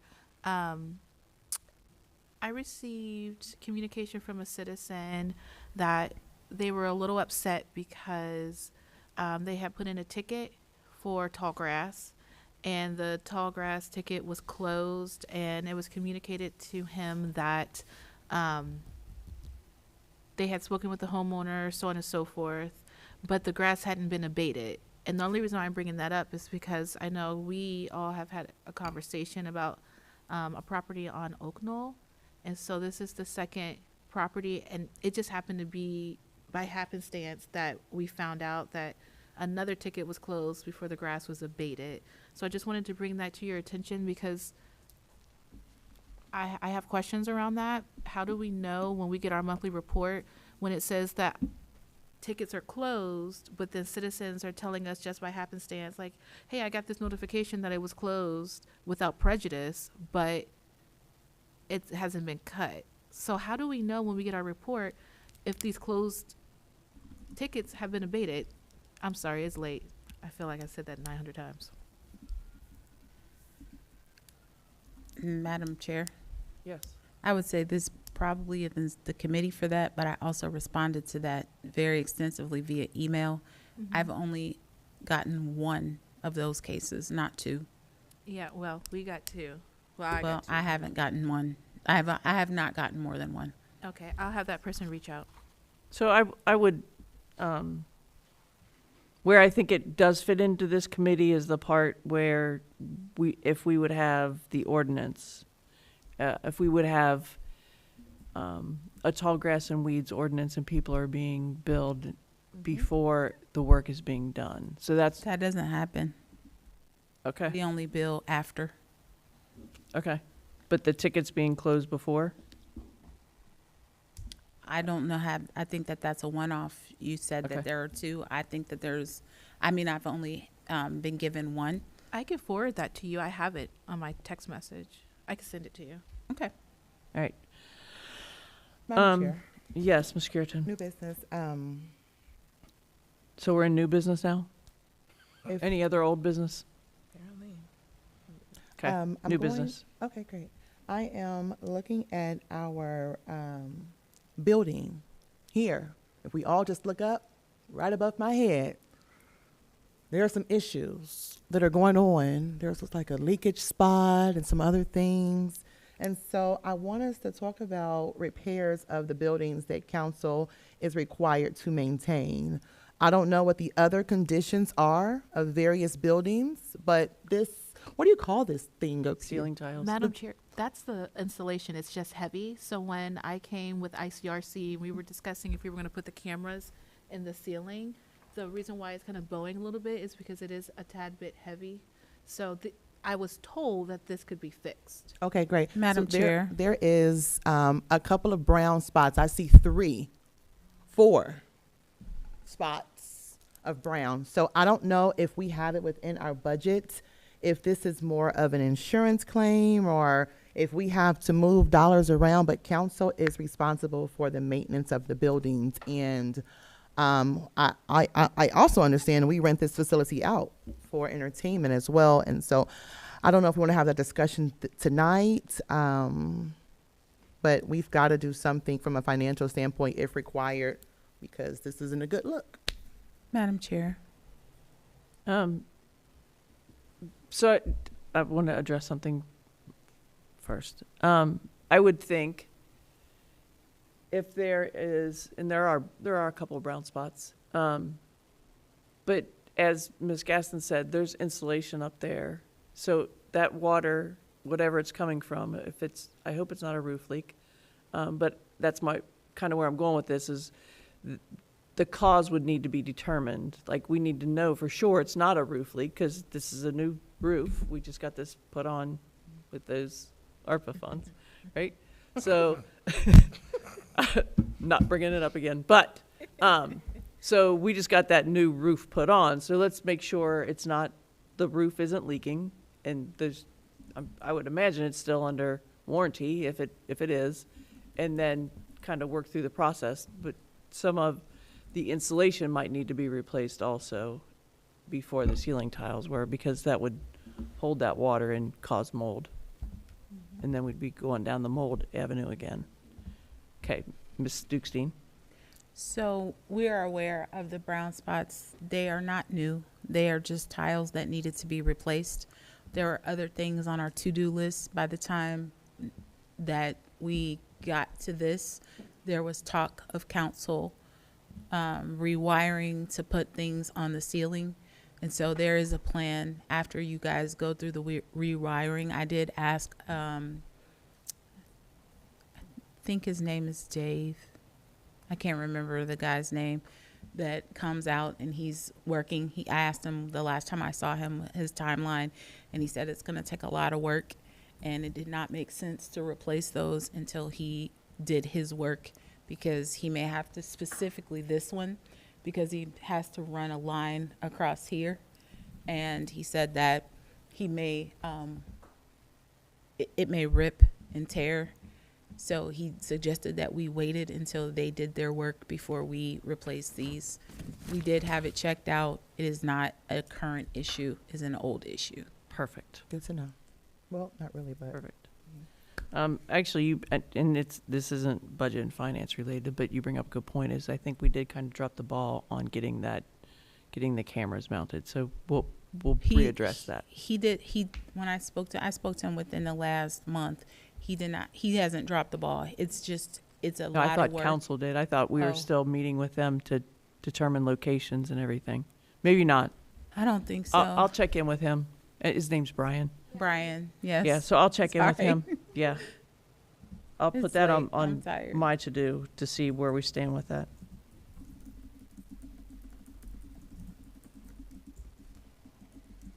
I think it's just about scheduling per our last conversation. Okay. Madam Chair, Yes, Ms. Caston. I have a piece of new business. I need you to talk into the mic, please. I have a piece of new business. Okay. So the Facebook gods went a little crazy this week, and there was discussion about the car show. So I just wanted to know if we could discuss the car show and what we have budgeted. From what I was able to research, I think council appropriated $5,000 towards the car show. So my question is, one, do we still have that $5,000? Two, are we still having the car show in its typical capacity? And if Mrs. Dukestein could just give us an update on that. That would be Yes, we still have the $5,000 that was in that line item. And yes, we are still having the car show. I'm not sure where it came from that we were never at a space where we were canceling. perfect. Thank you.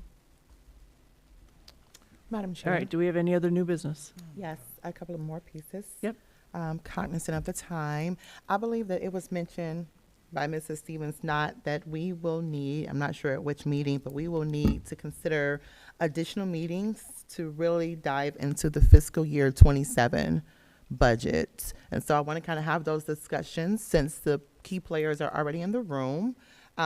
If we don't need the meetings, then let me know. However, if we will, and if we can have that discussion and maybe pencil in some dates so that we are all unified. Madam Mrs. Chair. So, Mrs. Stevens, do you believe that we will need those additional meetings to dive into the budget as mentioned before? Madam Chair, Yes, Ms. Stevens. I believe that based on the history of this year and the amount of questioning, yes. Okay, great. And maybe can you give a quantifying number of what you believe, 2, 4, 6, 35? What do you believe we will need based upon our current schedule allotment for this committee? The budget has to be approved by December 31st, 2026. It has to go before council. This council likes to read things 3 times. So I say, looking at the calendar based on the desires of this particular council, you should schedule appropriately. Madam Chair. So, Mrs. Curtin, you and I have talked about this offline. What I would like to do is, when we get the budget, because I feel like you guys are going to put a lot of time and effort into it. I have no reason to believe you would not. And you already talked about meeting with your department heads. So, what I would like to do is wait and see until we get that budget. Let's get into our first meeting. Let's see how hairy it gets, how hopefully not contentious it gets, and kind of play it by ear at that time. And in that first meeting, maybe people will have a better idea what their schedules look like. We can get a feel for what it will look like going forward, and we play it by ear that way. Madam Chair. Sorry, I'm stumbling on my words. You're tired. I am. My brain is fried. But we aren't even going to get this information until next month. And I don't know about you guys, but my calendar doesn't always fill up that far in advance. My calendar's kind of last minute sometimes. So I don't want to commit to something all of September or all of October, and then everyone can't, or not everyone, but a bunch of people can't make it, and then we have to cancel and reschedule. And I would just like to wait, unless anyone has a really strong objection to waiting until the first meeting in September. Madam Chair. Madam Chair. Oh my goodness. I did not anticipate that. I think I heard Ms. Dukestein first. I was just going to say thank you for that. You're welcome. I didn't anticipate that either. Ms. Stevens, not. Oh, I ain't say nothing. Oh, I couldn't. Sorry, it was all at once. Ms. Chichester. I disagree. I'm working on 2027 right now for some scheduling things. So for me, the sooner that we can get this scheduled, because I have a very, very busy schedule for the end of the year for budgeting and wrapping up some things. So I would like to get it. All right, Ms. Curtin. I don't know who else said. Actually, it was Ms. Gaston. Sorry. Who else yelled at me? Yeah, I did. I was just going to say, hearing what Mrs. Chichester just stated, perhaps we can schedule one, and then we can go from there, because some of us do have commitments in the evening. So if we can schedule one, and then in our next September meeting for budget and finance, if we can bring our calendars and we see, oh yeah, we do need an additional one, we can go from there. But I am not in favor of doing more than one meeting right now. And Madam Chair, Yes, Ms. Curtin. although we have until December 31st, we don't have to wait until then to complete our budget, right? I think for the past 3 or 4 years, it's been that way. Like, we've had to do it at the very, very, very end. Well, part of that reason is because we were waiting for the books to be closed, and the books can't be closed ahead of time. So that was part of it. But At some point, it's part of the process. Again, we're back to process. So at some point, that's where it was. And I don't know who, when, where, or how, it was stated that council had not passed a balanced budget as well. So say it again, Ms. Stott. You will not pass a balanced budget. It'll be as balanced as possible, and I think we need to manage expectations in this process. I think it's very important that we manage expectations, or we will not have a budget. Yeah. It will not be a balanced budget. It will be as balanced as possible, sure. And we will try to be as creative as possible, and we will try to be as good stewards as possible. We should. But it has not been balanced in 5 years. Well, so committee, thank you for that. So committee, Madam Chair, do we want to have a consensus and pencil something in, or do we just want to? Madam Chair, I have a question. Yes, Ms. Gaston. So if we don't get the budget until the end of September, because we are the fourth Monday of the month, are we looking at September or are we looking at October dates? We are looking at October. No, you'll get it. Okay. It just probably won't get discussed until, you decide when you're going to discuss it, but that's my thing. We committed to getting it to them Then for a that's- budget and finance but meeting first September. Yeah. So if we're getting it by our budget and So that's finance, September 28th. that's Right. the 28th. Thank The- you. So are we going to do a meeting that week of the 28th, or are we now looking into October? That's. I so think the which calendar question to pull up? becomes when you get it at budget and finance, Mhm. because it has to be, we're going to hash it out here. Is that correct? Am I understanding the process properly? That's what I Yes. understand. Okay, so if I'm understanding the process properly, when you get it and for budget and finance in September, we'll see how far out we are. And I actually believe that that's the best time to make the decisions about what October looks like. So is it, we're going to meet once every other week in October to try to bring it together, or get to some consensus, or by the grace of God, you're like, yes, and we just move on. Well, we trust you. You bring I stuff work forward. very hard, but I'm also very realistic. It's the beauty of numbers is that it's not about trust, because numbers don't lie. There are no Absolutely. feelings. There's no feelings in that. So irregardless, it really comes to, that's why we're starting so high level. I would encourage that everyone in this committee look at what I'm sending to the county, because you have the high level budget. These are based on hopes, wishes, and dreams of all the department heads currently and what we believe we would like to do in 2027. So you actually already have the beginning of the process. You can go through and look like, okay, well, that number looks crazy. Can we talk about what's in there and have those questions? We can be having these discussions now because you have the information. Okay. It can only go down from here. It can't go up. And down meaning expenses and things. The numbers, as we're going forward, the numbers can only go down, because this is as big as our budget can be, because this is what we're telling the county. So you have the information to start the process now. Correct. So, Madam Chair, Yes, Ms. Curtin? so thank you for saying that, Mrs. Stevens. Not so due diligence of the committee, from what I'm hearing, is that we don't have to wait until she says, we don't have to wait until she says, hey, here's your 2027. We can actually utilize the numbers that have been presented to avoid having the additional meetings, because my calendar and schedule is locked. And I don't want to add something else, but I will add something else for the city. So if we can maybe, September 28th, I believe, was what was mentioned for our next meeting. We don't have to wait until she gives it to us. We can begin to look at these numbers now. We can. So if we can put this on our agenda, it's not the official budget conversation, but it allows us to begin to look in advance to what we will talk about in October. So I'm confused, but so, what I think Ms. Stevens and I was saying is, do your homework right now before that September meeting. Yeah, even better. So Absolutely. is that kind of where you were going with that? Yeah. Okay, so Because you have the information. we'll have and we're anticipating having the first true budget discussion September 28th at the Budget and Finance meeting. Is everyone on board with that? Yep. Okay. So from there, if we wanted to look at having a special meeting,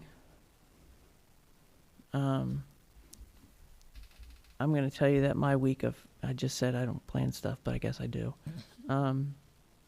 The first week, or the 5th through the 9th, I don't know if anybody goes to Blink, but I do. I do too. And so that's that week. So, and then the next week, 12th, is the Columbus Day. So council meeting is probably on the 13th that week. Or excuse me, the committees, because that will be the 2nd. So your committee meetings, Ms. Curitin, will be on the 13th. So I'm thinking maybe October 14th. What does October 14th look like to anyone? Ms. Stevens, do you have October 14th available? No. I That- don't know. Like, really? Come on. Give me something. I don't know. Let me look. What am I looking for? A calendar. There we go. Ms. Chichester, did I'm you? good on you're- that date. That's Wednesday. Ms. Curitin? I am available. Ms. Gaston? I am available if it's after 7 p.m. Okay. Jesus, please don't have it after 7. Yeah. I was hoping yeah. 5. I was trying to go to Bible study. Right. I have it right here, child. No. I need my bishop. That's it. I'm like, I need my bishop. I can put it on the calendar. Okay, so let's tentatively pencil in, I'm sorry, Ms. Dukestein. Wait, what time? 14th? I'm okay, I can do the 14th. Okay, At least I believe I can. That's a little bit far out for me, to be honest. I hear you. I have sports season starting. Yep. And that's why I need it, because sports season is already All here. right, so let's tentatively pencil in October 14th for a potential special BNF meeting. All right. All right, Madam Chair. yes. Wait, before motion, can we put an end time on this meeting? Ooh, great If, question. since we're starting so late. 1 hour. Madam Chair, We'll say 8:30. Hour and a half. 7 to 8:30. Is that all Yeah. right with everyone? That's before we got out tonight. perfect. Madam Chair, can we adjourn? Madam Chair, Hey, I'm trying. I'm trying. Yes, Ms. Curitan. so I just want to go back and just reiterate this, and I feel like I've had to validate this consistently. And I'm going to say it, and nobody even has to respond, reply. But our charter, which I did not write, I did not curate the charter. Section 6.04 says Council City Administrative Relations. And it says council may, however, inquire into the conduct of any office or department, the performance of any contract, or any of the affairs of the city. So if Mrs. Curitan is asking a question, it is not for my own, it is for the city of North College Hill. So please do not criticize me for speaking up on behalf of the citizens, whether it was 1, 2, 1,000, 1,000,000 that I serve. Our charter says that council can. That is the only thing that I want to mention. And may I make a motion that we adjourn? We don't vote in committee. Hang on. Let me read through my parking lot.